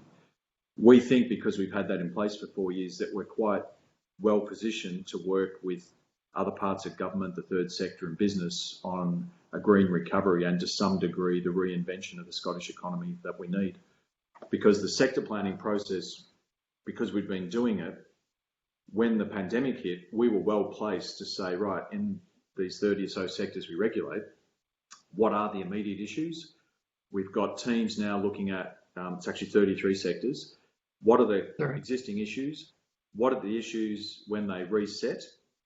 So some, you know, businesses that have closed, what will be the reset issues? And then what are the recovery problems and opportunities? So we're doing that analysis at the moment so that we're well placed to work with Scottish enterprise, businesses, local authorities and others and say, right, pandemic's a horrible, awful thing. We've got this opportunity to create a better future or build back better, as people are talking about. What are the big things we can do quickly? So we already had that in place. And again, it's like probably most of the things I've said in answers, we will accelerate it. So what I'll be doing is a public call for 5 new sustainable growth agreements, which are our voluntary partnerships. So the first one was with Superglass in Stirling, a business that was losing money, may not have even existed except new management came in. I think it's had 40 to 50 million foreign investment. It's doubled production. I was at the opening of that. And it's massively reduced its environmental impact. It takes glass, recycles it, that's a good thing, and it turns it into insulation that goes into buildings, which reduces energy. That's a good thing. I wouldn't overplay what we've done, but management there will say we've played a key role as a regulator in helping them with that. So in this next period, we're going out for a call and saying, look, businesses, we're here, we're helping you with the emergency situation. We're also here to help you with the green recovery. If you've got big ideas about how you can build back better, let's not wait 6 months. Let's get on with it now. And we will devote resources to helping those businesses and others that want to make a jump ahead, not small steps ahead. Right, that's very helpful and encouraging. How are you able to promote that with businesses that don't necessarily know that that's your forward-looking vision? Well, we do a lot to try and promote the approach we've got. I mean, we put out a philosophy statement late March on how we would manage during the pandemic, which sounds a bit grandiose, but what we're trying to do is saying, look, we understand everyone's in difficult circumstances. We want people to make their best endeavours to meet their obligations. If you can't do everything we normally need, don't do things like our paperwork or maybe some of the monitoring. Make sure you do the things that affect the environment and work with us, talk to us, etc. Now, that was quite important because, again, it builds that trust. If you help people when they're in a crisis, and then you then say to them, we also want to work with you on how you can come out of this crisis better and stronger, you've got a better chance of doing it. So we go through trade bodies, we try and write opinion pieces in the major dailies, we're bringing in our international experts to help and provide support. So we're just using the range of mechanisms we would normally use to get that message out there. And for me, it's quite critical that one of the biggest partnerships we've got is with Scottish Enterprise. So I meet regularly with Steve Dunlop, their chief executive, because as the government's development agency, Steve has got the remit to say future economic development in Scotland needs to be low carbon, low water use, low materials use to drive a better environment, better social outcomes, and importantly, the only economy that will be successful. There's going to be no high carbon successful economies. So in a way, we do some general stuff and then it's bespoke to each of the industries we work with. Right, thank you. That's very helpful. Thank you. Now questions from Mark Ruskell. Yeah, thanks, convener. I mean, it's good, Terry, to hear that you're looking to accelerate your work on sustainable growth agreements. I think that's very welcome. I'm aware of the work with Superglass has been really transformative for that sector. I'm assuming that one operator you won't be signing an SGA with anytime soon will be ExxonMobil at Mossmoran. And I'm just sort of interested to hear about some of your compliance work for these major industrial sites during lockdown. So in the case of Mossmoran, as recently as last Friday, there's huge numbers of members of the public contacting me as well about noise and also a smell at the plant. You were very quick to then get onto Twitter and inform people that the plant operators were going through a recoking process and that you'd been in touch with the plant. And I think that kind of communication is very welcome. But I'm just wondering behind the scenes whether the lockdown has really impacted on the way that you can regulate. So clearly you're in contact with ExxonMobil on Friday, but were you actually able to visit the plant? Was there a need for CEPA officers to actually go and gain access to the plant to see what was going on? Or actually, can you effectively regulate without physical access and doing that remotely? Or are there times when actually you need to be on site, you need to be getting access to the site? Yeah, so a couple of comments. First of all, in this philosophy we put out, which again sounds a bit grandiose, but we wanted to make a general statement. We said, if you try and do the right thing, you'll find us supportive and helpful. And if you deliberately do the wrong thing, you'll find us uncompromising. And we always try and do that I think do you need more or less regulations, a false dichotomy. What you actually need is regulation should be easy and quick if you're doing the right thing, and it should be difficult and painful and expensive if you're perpetually doing the wrong thing, and that's what we try and do. So in a lot of cases, it isn't much of a handicap not to be able to go out there. So for example, a lot of the stuff we would do with Exxon and Shell as well, where we don't have as difficult a set of issues, but it's a joint plant. Sometimes we do have some issues. We're talking about their best available techniques assessments. Well, we might have the meeting at the plant, but it doesn't really matter what meeting room you're in, you're just really going through a technical assessment. So that can be done over the phone or a video message. And that actually applies to a fair few of the sites we regulate. But like a lot of things in society at the moment, people are saying, well, it's actually working okay with my colleagues talking by phone or video. That's because you've actually spent years developing relationships. Like I suspect if you were new in an organisation, you would have found the last couple of months more difficult. Now that applies to most of the businesses we regulate. We've got established relationships. So a lot of the stuff can still go on okay, certainly for a temporary period. Sometimes it's more important to get out there, which is why under the government's guidelines, what we've done is be really tight at defining when we actually need to go out for a site or an incident. And that's been pretty limited so far. We'll probably start increasing a bit more because sometimes 100% of what we need to do to get compliance, we can do over the phone at the moment. Sometimes the 10% of the activity, if it could be done at the site, might make a big difference. So it's that mix of things.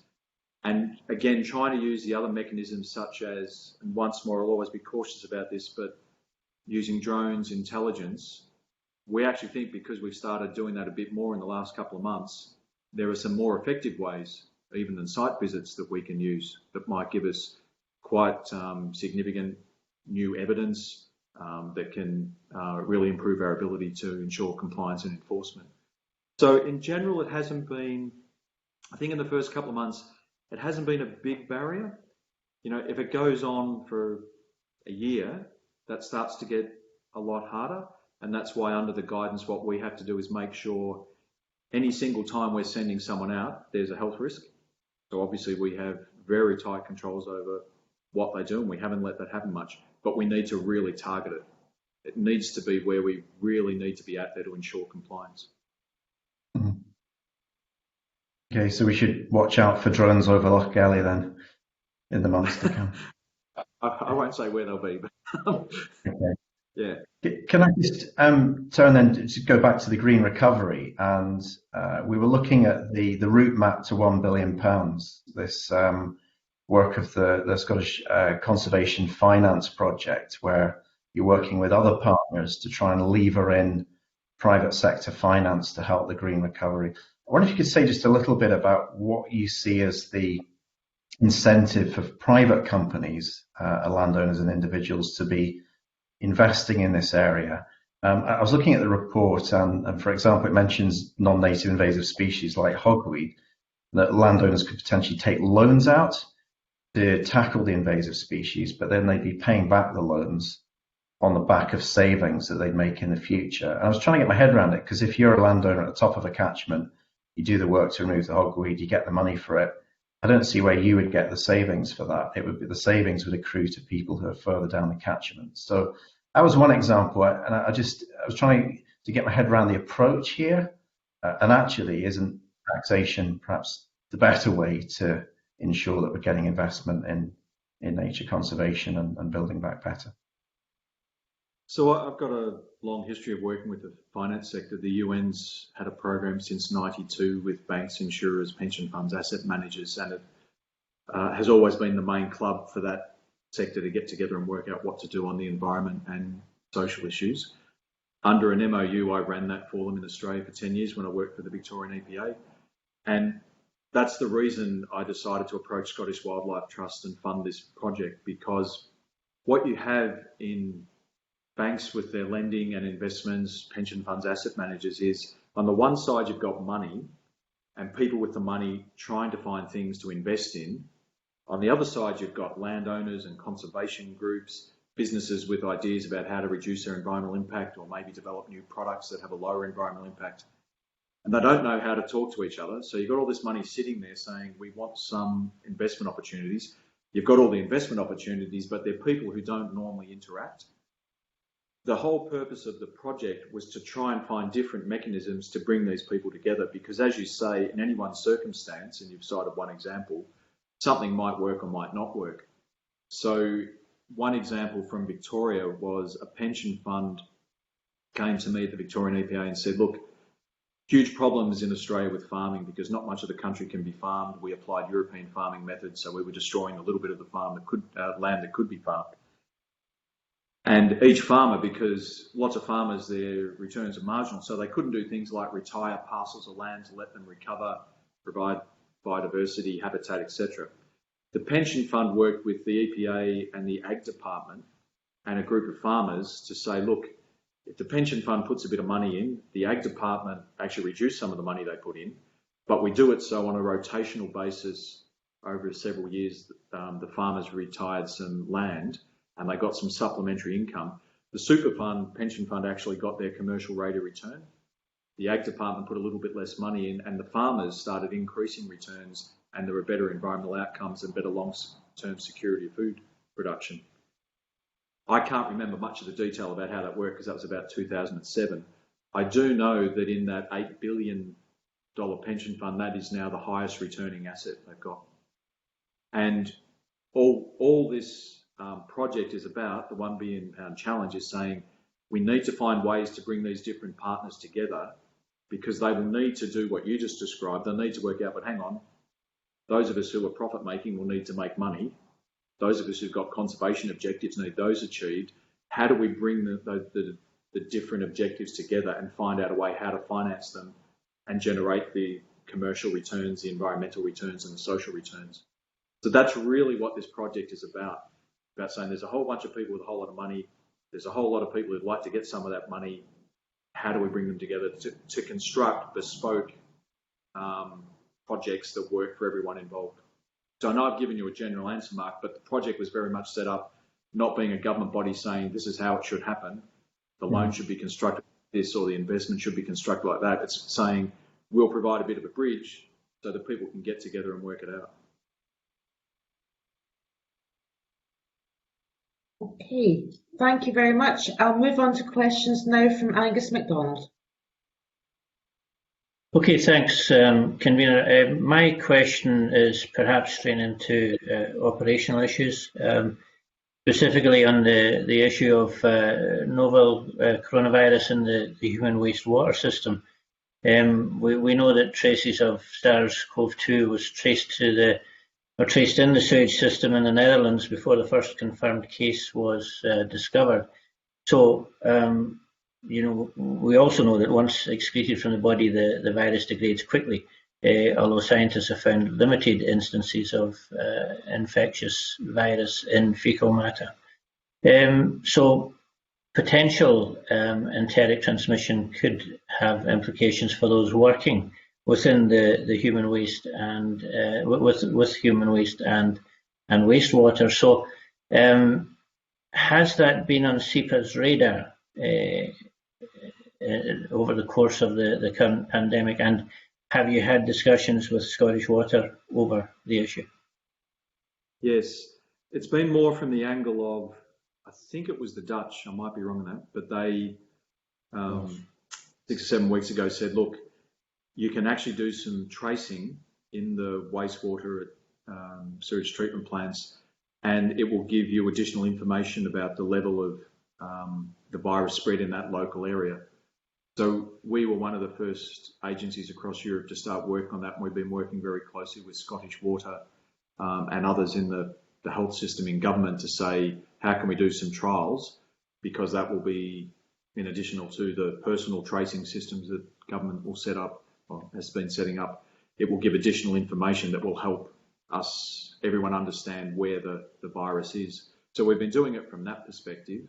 I don't think that there's been any significant issues with Scottish Water about the potential impact on their workforce, but I can't confirm that, but that hasn't been raised with me. I know that in the work we've done with Scottish Water, obviously in trying to work out how to do this testing of the wastewater, we've had a huge priority of both organisations on how to protect our workforce in the way they do that work. So I can confirm that we're doing it to contribute to the overall health assessment. I can confirm that the way we're doing that testing, we're doing everything we can to protect our workers and Scottish Water workers. I'm pretty sure there hasn't been an issue around the impact of the wastewater on workers, but I haven't got information to say I can completely guarantee that. Okay, thank you, Convener. It was just good to get that on the record. Thank you. Okay, thank you, Angus. And now 2 questions from Annie Wells. Thank you, Convener, and morning, Terry. Nice to meet you. Obviously, as we're looking at easing the restrictions of lockdown, I was just wondering if you could share with us any key concerns that maybe industries or NGOs or the public are sort of coming to you with at this time. There's opportunities and there's potential problems. Some of the opportunities will be some businesses have said, well, if we've had to largely or either completely shut down a facility or maybe largely shut it down, as we look to restart it, can we look at how we might reduce its environmental impact? So when you're running a big facility or factory, you do have occasional shutdowns, and they're pretty precious periods for businesses because obviously they want to have shutdowns be as small as possible because you're not producing product to sell. So there's some opportunities there that we're starting to look at. And again, this is where our sector approach helps because we can talk to a whole sector rather than business to business, and actually you get the benefits doing both. In terms of problems, sort of things we're thinking of that have come forward so far will be things like, will we have abandoned sites? So if you've got a number of businesses that are marginal because of lost production and sales, we have some businesses going under and then they leave a site that's abandoned with cleanup costs, etc. Now that's always a risk, but obviously if you have an economic downturn, that's a bigger risk. So that's probably the one we're focusing on most. Some of the other things would be the thing that was raised earlier about fly tipping, etc., continues to be a problem, and how do we make sure we get on top of that? The other thing is the disruption of supply chains. So if you need certain, it might be chemicals or materials from international supply chains to manage your environmental impact, do you have access to those? Now again, most people have managed so far, but we don't know what's going to happen in the future. So if they were disrupted for 3 or 4 months, most businesses are able to work with us and manage. If they're disrupted for 9 months or a year, that might be a different case. It again gets back to this importance of our working closely with these business sectors, with the community, to understand what the problems might be, so that we've got things in place to cope rather than, again, doing 11th hour solutions. Thanks very much, Convener. Thank you. Terry, I think that's exhausted all our questions to you, but I'd just like to ask you if there's anything else that you'd like to flag up to us that is relevant to your response to the pandemic and any future plans to deal with this situation. The only point I'd reiterate, because obviously if I've said it a few times, it's important in the way we're running the organisation, so obviously important, I think, for the committee to be aware of, which is things will change. We will continue to require people to make their best endeavours to meet their obligations and to tell us early what they think problems will be.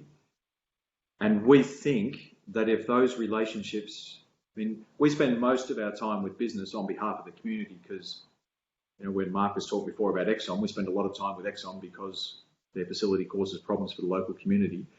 So when we work with businesses and when we get information from communities, if we can find out early both what the problems are and what these green recovery opportunities are, we'll have the best chance to minimise the problems and create a very different type of economy. And what we will focus on as a regulator is obviously we will deal with the problems, the compliance issues, that's bread and butter for us. But I want to stress to the committee, we will focus as much on the recovery opportunities, because if we can't help the economy change as we come out of the pandemic, then we'll get all sorts of problems and we will get bigger compliance issues in the future, because that will just not be an economy that will work. So I just wanted to reiterate that key point. Well, thank you very much for that, and thank you very much for your time this morning. We are going to take a suspension to allow members to have a 10-minute break, and we'll resume after that. Thank you. Good morning. The third item today is a session with government officials following a letter from the Minister signalling the Scottish Government's intention to lodge amendments at stage 3 of the Animals and Wildlife's Penalties, Protections and Powers Scotland Bill in relation to seal licensing. That was discussed last week. And I welcome our witnesses from the Scottish Government this morning. Joining us, we have Mike Palmer, Deputy Director for Marine Planning and Policy, Michael McLeod, the Head of Marine Conservation, and Elaine Tate, Marine Evidence Manager. Welcome to you all, and thank you for coming in to see us this morning virtually. We're going to move straight to questions, and I think I'd like to take the opportunity to ask, first of all, and I'm not sure who would like to answer this, but to give us an overview of the policy intention of this amendment and what it actually means. We'll go to Mike Palmer. Mike, over to you.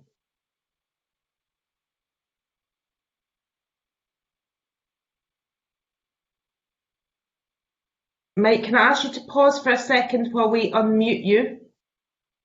I'll just give broadcasting a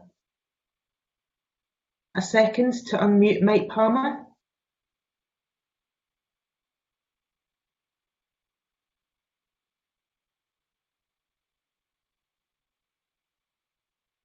Right. Mike, can I ask you if you have muted your microphone, if you could unmute yourself? Because I think broadcasting don't have control over it. There we go. Right, okay. So there's no need to touch anything on your screen. Broadcasting will deal with all of it. So Mike, on you go. Hopefully you heard my question. I did. Thank you very much. Yes, the overall policy intention of the amendments is to enhance and improve the welfare of seals. So the amendments would do that by prohibiting the licensed shooting of seals in certain specific circumstances, and by increasing the maximum penalties that could be applied for killing or injuring or taking seals. So we believe that those purposes are congruent with the purposes of the bill. They would increase the maximum penalties, as I've said. They wouldn't actually introduce new licensing provisions. They would be varying current licensing provisions. And for all those reasons, we believe that the amendments are consistent with the overall purposes of the bill. So it's not as if it's introducing a new crime as such. You see, because it's licensing, it would be. Let me understand this. So at the moment, you can get a license to manage seal population, whatever, and this will mean that those licenses will no longer be awarded because it wouldn't be in line with the requirements that the United States have with regard to the exporting of our fish to them. I want to ask you for clarification on that, but I think I should also register an interest because I am the grey seal champion. I think it's important to get that on the record so that people don't think I'm trying to hide that. I've obviously got an interest in seals coming from the largest seal haul out in the whole of Scotland. So Mike, can I ask you for clarification on that? Sure, absolutely. So currently there are a couple of grounds on which Scottish ministers, the Scottish Government, can grant licences to shoot seals.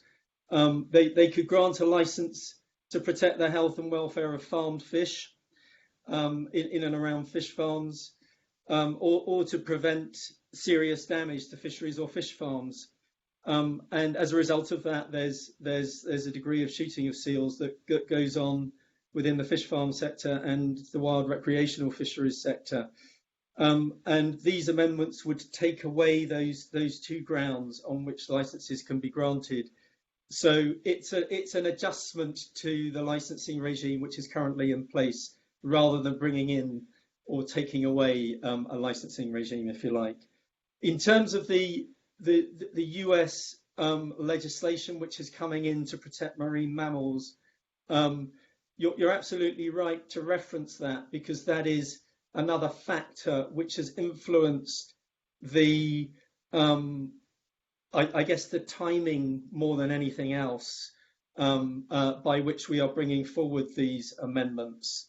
That is also based on the purpose of improving the welfare of seals. So to a certain extent, what we're doing is bringing forward amendments both for our own domestic reasons for protecting the welfare of seals, but also because of this broader international movement, if you like, which has been crystallized in a way by the US regulations to protect injury or killing of marine mammals, and the way in which the United States is taking that forward is by saying we will not accept imports of commercial seafood products from any fish farm, for example, that might have shot or injured seals in that way intentionally.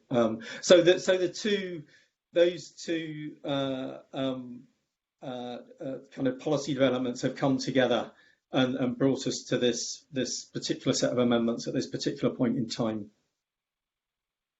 Right, so that's clear. Come back to the timing. So my understanding is that this US condition that they've put on accepting fish from other countries, I'd like to know when that was and how long the Scottish Government have maybe had to deal with that, because I think we do have questions as to the timing of this. Why now? Basically, why now? Sure, and we totally understand that this is not usual. This is very unusual to bring forward amendments of this nature at stage 3. In terms of the journey that we've been on to date around the US regulations, members of the committee may recall that during the inquiry that the committee undertook into the impacts of salmon farming, we notified the committee that we were liaising and talking with the US authorities. So this was a couple of years ago in 2018. That was a point at which the US authorities were just developing their legislation, and we have been in constant dialogue with them since that point in time to clarify and understand exactly what the requirements of the US legislation are and how we need to comply with it. That's been quite a tortuous journey that we've been on in some respects, because it's very complex legislation, and the various conditions and requirements are wide-ranging and need to be gone into some depth with the US authorities in order to understand exactly what we need to do.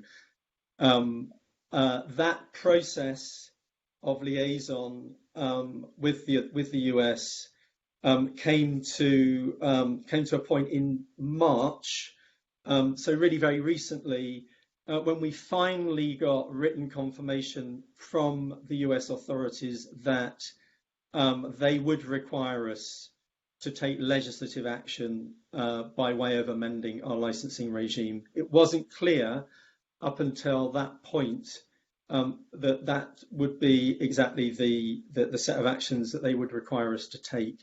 And we are still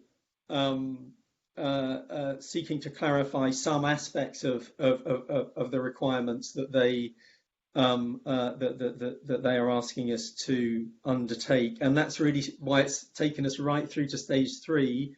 We had hoped maybe earlier on in the bill process that we could have brought amendments, but it is the case that we still weren't totally clear on some aspects of what was required even at stage 2.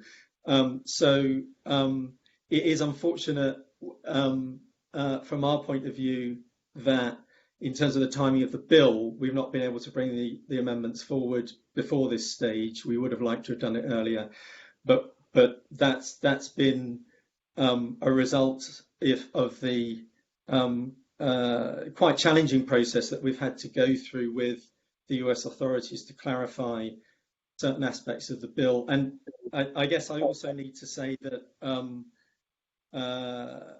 just after we heard in writing from the US authorities of what they required, the COVID-19 situation emerged, and that has obviously created a lot of pressure on our resources. It didn't enable us to take forward with the with the speed that we would have liked to have taken forward the development of the proposals that we're now putting before you. So I'm afraid the pandemic has also had a bit of an impact in terms of resources for us that have been redeployed elsewhere, and in the US too. They're feeling the pressure from that. Yeah, we totally understand that.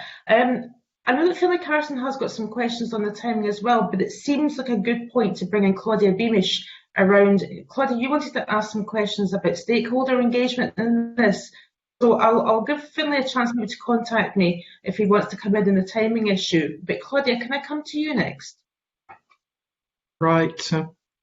Thank you, convener, and good morning to the panel. I'll leave it to the panel to decide who it's most appropriate on my question or questions. There is obviously concern by the committee.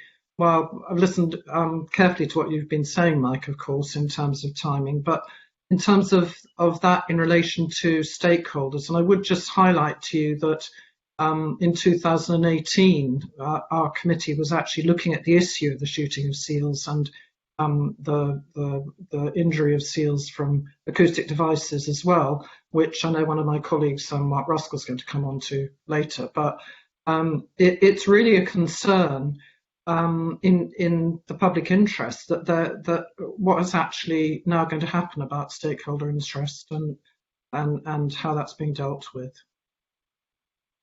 Thank you. Yep, happy to answer that, and I'll hand over for a bit more detail to my colleagues. But just in summary, to kick off, we haven't been able to do the kind of formal consultation that we would have liked to have done with all stakeholders, given the compression of the time frame. But we have made efforts to go out to some of the key stakeholders who we know will be directly affected, particularly in the farm fish sector and in the wild fisheries sector. And perhaps I can hand over to Michael or Elaine just to give a bit more detail on the kind of engagements we've had with those sectors. Oh, thank you. So if maybe Michael or Elaine raise their hand to see who wants to go first. We'll go for Michael first. And if Elaine wants to come in, she can let me know. Thank you, and good morning, everyone. So as Mike says, we've been engaging with the sectors who are going to be directly affected by the changes. We've had a series of meetings with them over the last couple of months. We have also, following writing to the committee, when the Minister wrote to the committee at stage 2, we also wrote to every licence holder who currently has a seal licence to make them aware that we were proposing to make this change in this manner. So we have done our best to inform everyone under the difficult circumstances that we have in terms of timing and ability to have stakeholder engagement. I've also tried to have conversations with NGOs. Clearly, they've been quite badly affected by COVID-19 in terms of it was quite a significant number of people who have been on furlough. But I certainly informed them that we would be bringing forward something probably very, very quickly. But at that point, we weren't 100% sure. And I did that just before the furlough process kicked in. So it is certainly true to say that we haven't had the level and depth of engagement that we would normally aspire to have, given the circumstances that we've found ourselves in. Right, through the convener. Yeah, Claudia, Yeah. could you just for a second? Claudia, can I just see if Elaine Tate wanted to come in to supplement that evidence? I'm just checking, first of all, though, that Elaine has unmuted her mic. I think you've muted it yourself, which means that broadcasting can't unmute it. So, Elaine, if you'd like to, first of all, unmute your mic. Hello, sorry, I didn't realise I'd muted it. Apologies. No, I've nothing further to add than what Mike and Michael have said already on that issue. Thank you. Always best to check. Claudia, over to you. Right, I would just highlight, convener, and I don't know if there's any further comment on this, the point I've really tried to bring out, which is that the committee was looking in 2018 at these issues. And while I appreciate that United States law is important and we have to get it right in that regard, it is still somewhat hard to understand why we weren't able simply to proceed on the basis of the concerns that were expressed by committee and a whole range of other of stakeholders outside the Parliament in relation to this and in marine conservation issues over the past 2 years, and simply implement it ourselves. I wonder if there's any comment on that.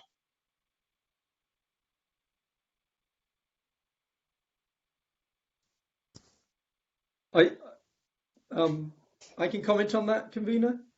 Yes, Mike, on you go. Yeah. Absolutely understand the point that is being made, and clearly we were cognizant of the concerns that the committee had raised during its inquiry into salmon farming around the seal licensing regime. And it was a point that was addressed in our response ultimately to both the Rural Economy Committee and the Eclair Committee's report following that inquiry. Then when this bill came along, clearly given the concerns that your committee had raised, and the policy thinking that we were doing as a result of that, and which was reflected in our response to your committee's report, we had a look at, okay, should we use this bill specifically for these kinds of measures, and this was at the outset of designing the bill, if you like. We at that time, this was at a time before the COVID situation had emerged, and before it was clear what would be required in order to respond to the US regulations. And we took a view at that point that we should do what we routinely do anyway, which is to place the concerns and the issues around the seal licensing regime in and amongst the range of issues that we would routinely be considering in terms of amending and improving our marine legislation, primary marine legislation, and the Marine Scotland Act 2010. And that is a process that we routinely go through as part of good governance. But it's given the parliamentary timetable and so on and so forth, it was not there was not a defined set of proposals to bring through a set of amendments to the Marine Act at that particular moment in time. And there still isn't, you know. We are still in the process of putting together what might be improvements to that Act at some point in the future. So that was the kind of thinking at that time. Clearly then things moved on with, as I say, the developments around the US regulations and the timing which was forced by that. And with the COVID situation, we were very conscious of pressures on parliamentary time resulting from that. And with those various developments coming together, that then brought us to this conclusion that it would seem sensible to bring forward the amendments now so that we could use this bill at this point in time. So it's a result really of a set of developments that have occurred since we were thinking about the bill when it first came in. Thank you. Claudia, are you happy for me to move on to the next member? Right, I do still have concerns, but Mike's answered, as he sees fit. Thank you. Thank you. Come to Finlay Carson. Thank you, convener. Likewise with Claudia Beamish, we've heard some responses regards to why this is being brought forward, but I'm really concerned that this bill was a tight bill. It was made quite clear at the outset this was going to be very tight and only dealing with certain issues. I believe this is outside the scope of the bill that was brought to us to consider. I don't buy the idea that this couldn't have been raised at stage one. As we've heard, there's been concerns since 2018. As members, we bring forward amendments at stage one, which quite correctly, as the bill process goes forward, will be amended and changed to ensure we get the law right. I don't think this is a good way to make law. It's not good governance. We are just not going to get the opportunity to scrutinise this properly. And Michael did say that we've not had the depth of engagement that would normally happen. So it is very disappointing that we're seeing this brought forward so late in the day, given the committee's concern that has often been concerned about the welfare of seals. And I'm really concerned about the adverse or the unintended consequences of bringing in these new laws. But I know my colleague is going to be bringing up the issue with ADD and the concerns we have over that. But I just want to put on record that I don't think this is acceptable. Whilst I listen and understand what the reasons are, I still don't understand why there couldn't have been something at stage one which would have allowed us to get the stakeholders involved. COVID-19 is going to become the excuse for so many things, and I don't buy it in this instance. So, convener, I don't really have another question, but I think it's important to say that I'm not happy the way this has been brought in at stage 3. And Finlay, I don't know if you want a response from any of our guests, or whether you're happy just to leave that on record, or whether Mike Palmer would like to respond to that. I think possibly the one angle is that are you happy that this is the right bill and that there is not a alternative legislative vehicle to bring this forward? And it's all just been a bit rushed because of the US requirement, and that's not a good reason for making law. Mike, I'll come to you on that and allow you to reply. Yeah, absolutely. We fully acknowledge and recognise the concerns that you've raised. And as I said before, this is not an ideal situation. We would have wished to have provided more notice for this. I think back at stage 1, the position was that it was not clear that the US regulations would require us to go to these lengths, and it felt to us that any measures around seals that we should be taking would be better done within, as I say, a kind of package of marine amendments to the marine legislation alongside other marine amendments, which would come forward at some point in the future. So that's just reiterating what I said before. I mean, in terms of whether this is the right bill, we believe that this is the right bill. We believe that there is a good fit between the overall purpose of the amendments, which is to improve the welfare of seals while not actually bringing in a new licensing regime or taking one out. The purpose of the bill is to increase penalties for breaches of due welfare for animals and wildlife, and that is exactly what the amendments are doing. And the amendments are improving the welfare of seals as a species of wildlife by taking away a couple of the conditions in the licensing. That seems to us to be within the scope of this bill, which is the position that we've arrived at.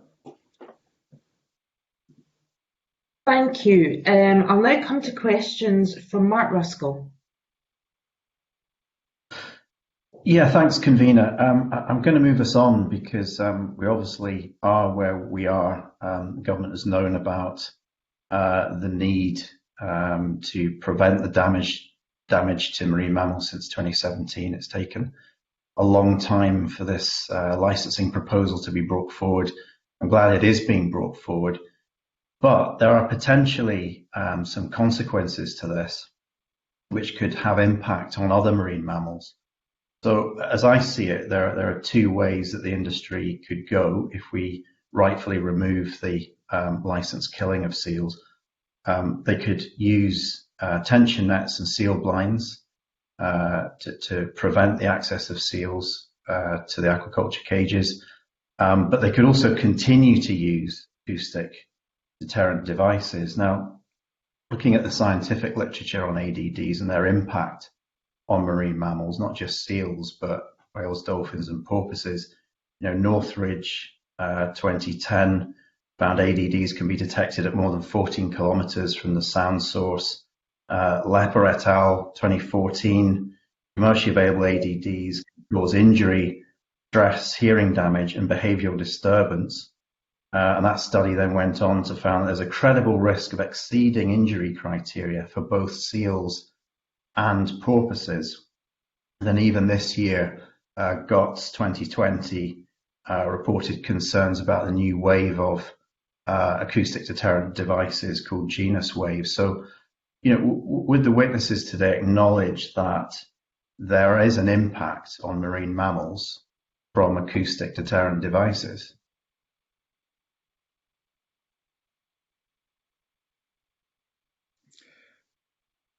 Mike, over to you. I could start off on that, convener, and I'll probably pass on to Michael and Elaine for a bit more detail.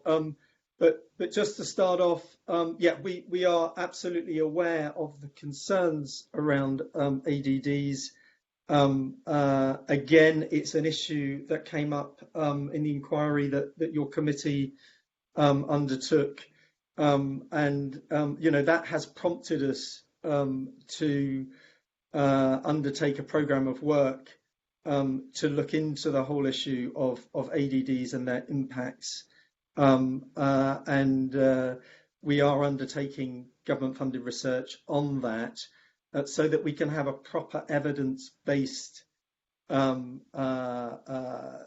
development of policy, if you like, around ADDs and how they should be addressed as a non-lethal deterrent in the future. I'll hand over to my colleagues who can give a bit more detail on the work that we're undertaking in that area. I think maybe Elaine could probably give us a bit of a summary of that work.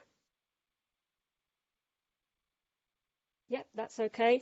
At the moment, there are a range of non-lethal measures that are used by fish farms and the river fishery sector to deal with seal predation. And as rightly said today, there is a range of methods which include seal blinds, tension nets, and including ADDs as well. And as Mike has already said, we appreciate that there are some concerns regarding potential impacts, disturbance, particularly that these devices can have on cetaceans. So at the committee, in relation to the review in relation to the impacts of fish farming, there was talk about sort of various areas and of unknowns and uncertainty. And certainly what we have done is we've commissioned research, and this research is really to start to fill some of those key gaps. So those key gaps in terms of the extent of ADD use across the sector, so how they're used, where they're used, duty cycles, so trying to get a bit more of a feel, including where they do not use ADDs, so really getting that full picture. So when we start to move forward, we'll certainly got that strong evidence base, that strong knowledge about how these ADDs are being used. Effectiveness as ADDs as well, with part of the project will also look at that. So we'll sort of work with the industry to get a feel of that, the effectiveness and what they foresee of whether they're being effective or not. And then also that project will look at developing science-based industry guidance, so really about how ADD should be used to reduce any potential environmental impacts. Now, all that work is currently ongoing, and it was due to complete this year. As well as that research that we're funding, we are also undertaking a review of the current management and regulation of ADDs. That process is ongoing, and once that process is completed, we will set out further details. So, yeah, those are the two work streams that we're doing at the moment. We are consciously aware of the concerns, so that is the work that we're undertaking at the moment. So I don't know if Mike wants to provide anything extra. I'm just going to go to a final question from Annie Wells, because we are running out of time. So if I can go to Annie now. Yeah, thank you very much, convener.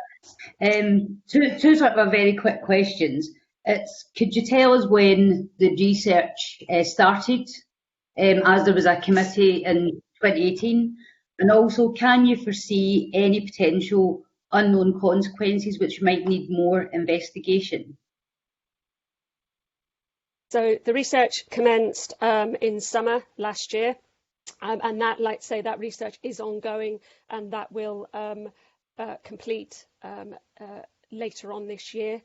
I mean, what we do see is just our ability to find out exactly what is going on. So we're not particularly looking at impacts of ADDs. We're really looking at efficacy at the moment and the whole aspect of usage, because I think it's very clear that we do not know how these devices are used, and in order to move forward, we do need to get that solid evidence base in order to move forward. So yeah, that's where we are. For a wind up this session, Mark, you wanted to come in quickly with a supplementary question. Yeah, thanks, convener. I mean, the US Marine Mammal Protection Act is really clear. It prohibits the taking of marine mammals. And the Act defines take as the act of hunting, killing, capture and or harassment of any marine mammal, or the attempt at such. And it then defines harassment as any act of pursuit, torment or annoyance which has the potential to either A, injure a marine mammal in the wild, or B, disturb a marine mammal by causing disruption of behavioural patterns, including but not limited to migration, breathing, nursing, breeding, feeding or sheltering. So with due respect to witnesses, it's not about whether ADDs are lethal or not. It's about their ability to disrupt and annoy and harass marine mammals, whether those are seals or whales or dolphins or porpoises. So there does appear to be a major issue here about compliance with an act, which, let's face it, was drafted in 1972. I'd like to just push on witnesses to get a response to that. It's not about the use of ADDs and the extent of the use. It's about the nature of their impact on the marine mammals, which is the compliance issue, surely. Right, I don't know who would like to comment. I'll go to Michael, and then I'm going to have to wind up after this. Michael. Thank you. And you're absolutely right about the MMPA. I think what we have to achieve is comparability with how the US uses their regulations, and they have a process that enables the use of acoustic devices. So we will be working towards having something that's comparable, but we do need the evidence base that Elaine outlined, because it's the use that inputs the noise into the marine environment, and that is what will determine the level of effect that noise will have. So we do need to have the evidence base to move forward to get to a solution that is comparable to the US position. Right, thank you. I'd like to thank our colleagues from the Scottish Government for coming in this morning, and thank you. And you'll be able to go now. We have finished all our questions on that. And to my colleagues in the committee, I'd like to move on to the next agenda item 4, which is our annual report. So it's consideration of the committee's draft annual report, which covers the committee's business during the parliamentary year from the 12th of May 2019 to the 11th of May 2020. If any members have got any comments they want to make in that, could you please put an R in our chat box now? I'm quickly going to cover, Claudia Beamish has had to leave because she is having to go to another session. But she has asked me to put on record that she would like to, in the section where we're on petitions, she would like at least a one-sentence explanation as to the petitions that we have taken evidence on or we have examined. And she has also requested that she would like the insertion of some photographs of the days when we used to be able to go out and about and do things. I've noticed that we've actually got Mark would like to come in, and then following Mark, Finlay Carson. So Mark first. Just a brief comment, Convener. I thought it was perhaps worth putting something in the annual report about our social media and wider public engagement. I know that's a real theme of this committee. We're doing that successfully. We had a kind of citizens forum possibly end of last year, but we've obviously been considering the feedback from that citizens forum on agricultural subsidy. It'd be worth reflecting that. And if we're doing stats, number of meetings, it would be worth looking at how long we've been meeting as well, because we have very detailed but quite lengthy sessions every Tuesday, and we've covered a lot of ground. So I think in terms of explaining to the public, just how many hours we've been meeting and working hard on environmental issues and climate change to animal welfare would be good. Yeah, I totally agree with that. It would also might be worth mentioning in our report that we were the first committee to pass a statutory instrument remotely during the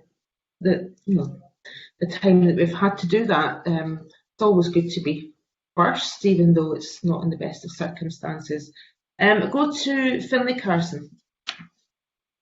Thanks, Convener. Just most of what Mark has raised was something I was going to raise. I think we certainly need to emphasise our outreach programme because some of it was pretty innovative, particularly when we were dealing with things like DRS and climate change. So I'd like to see something included in that.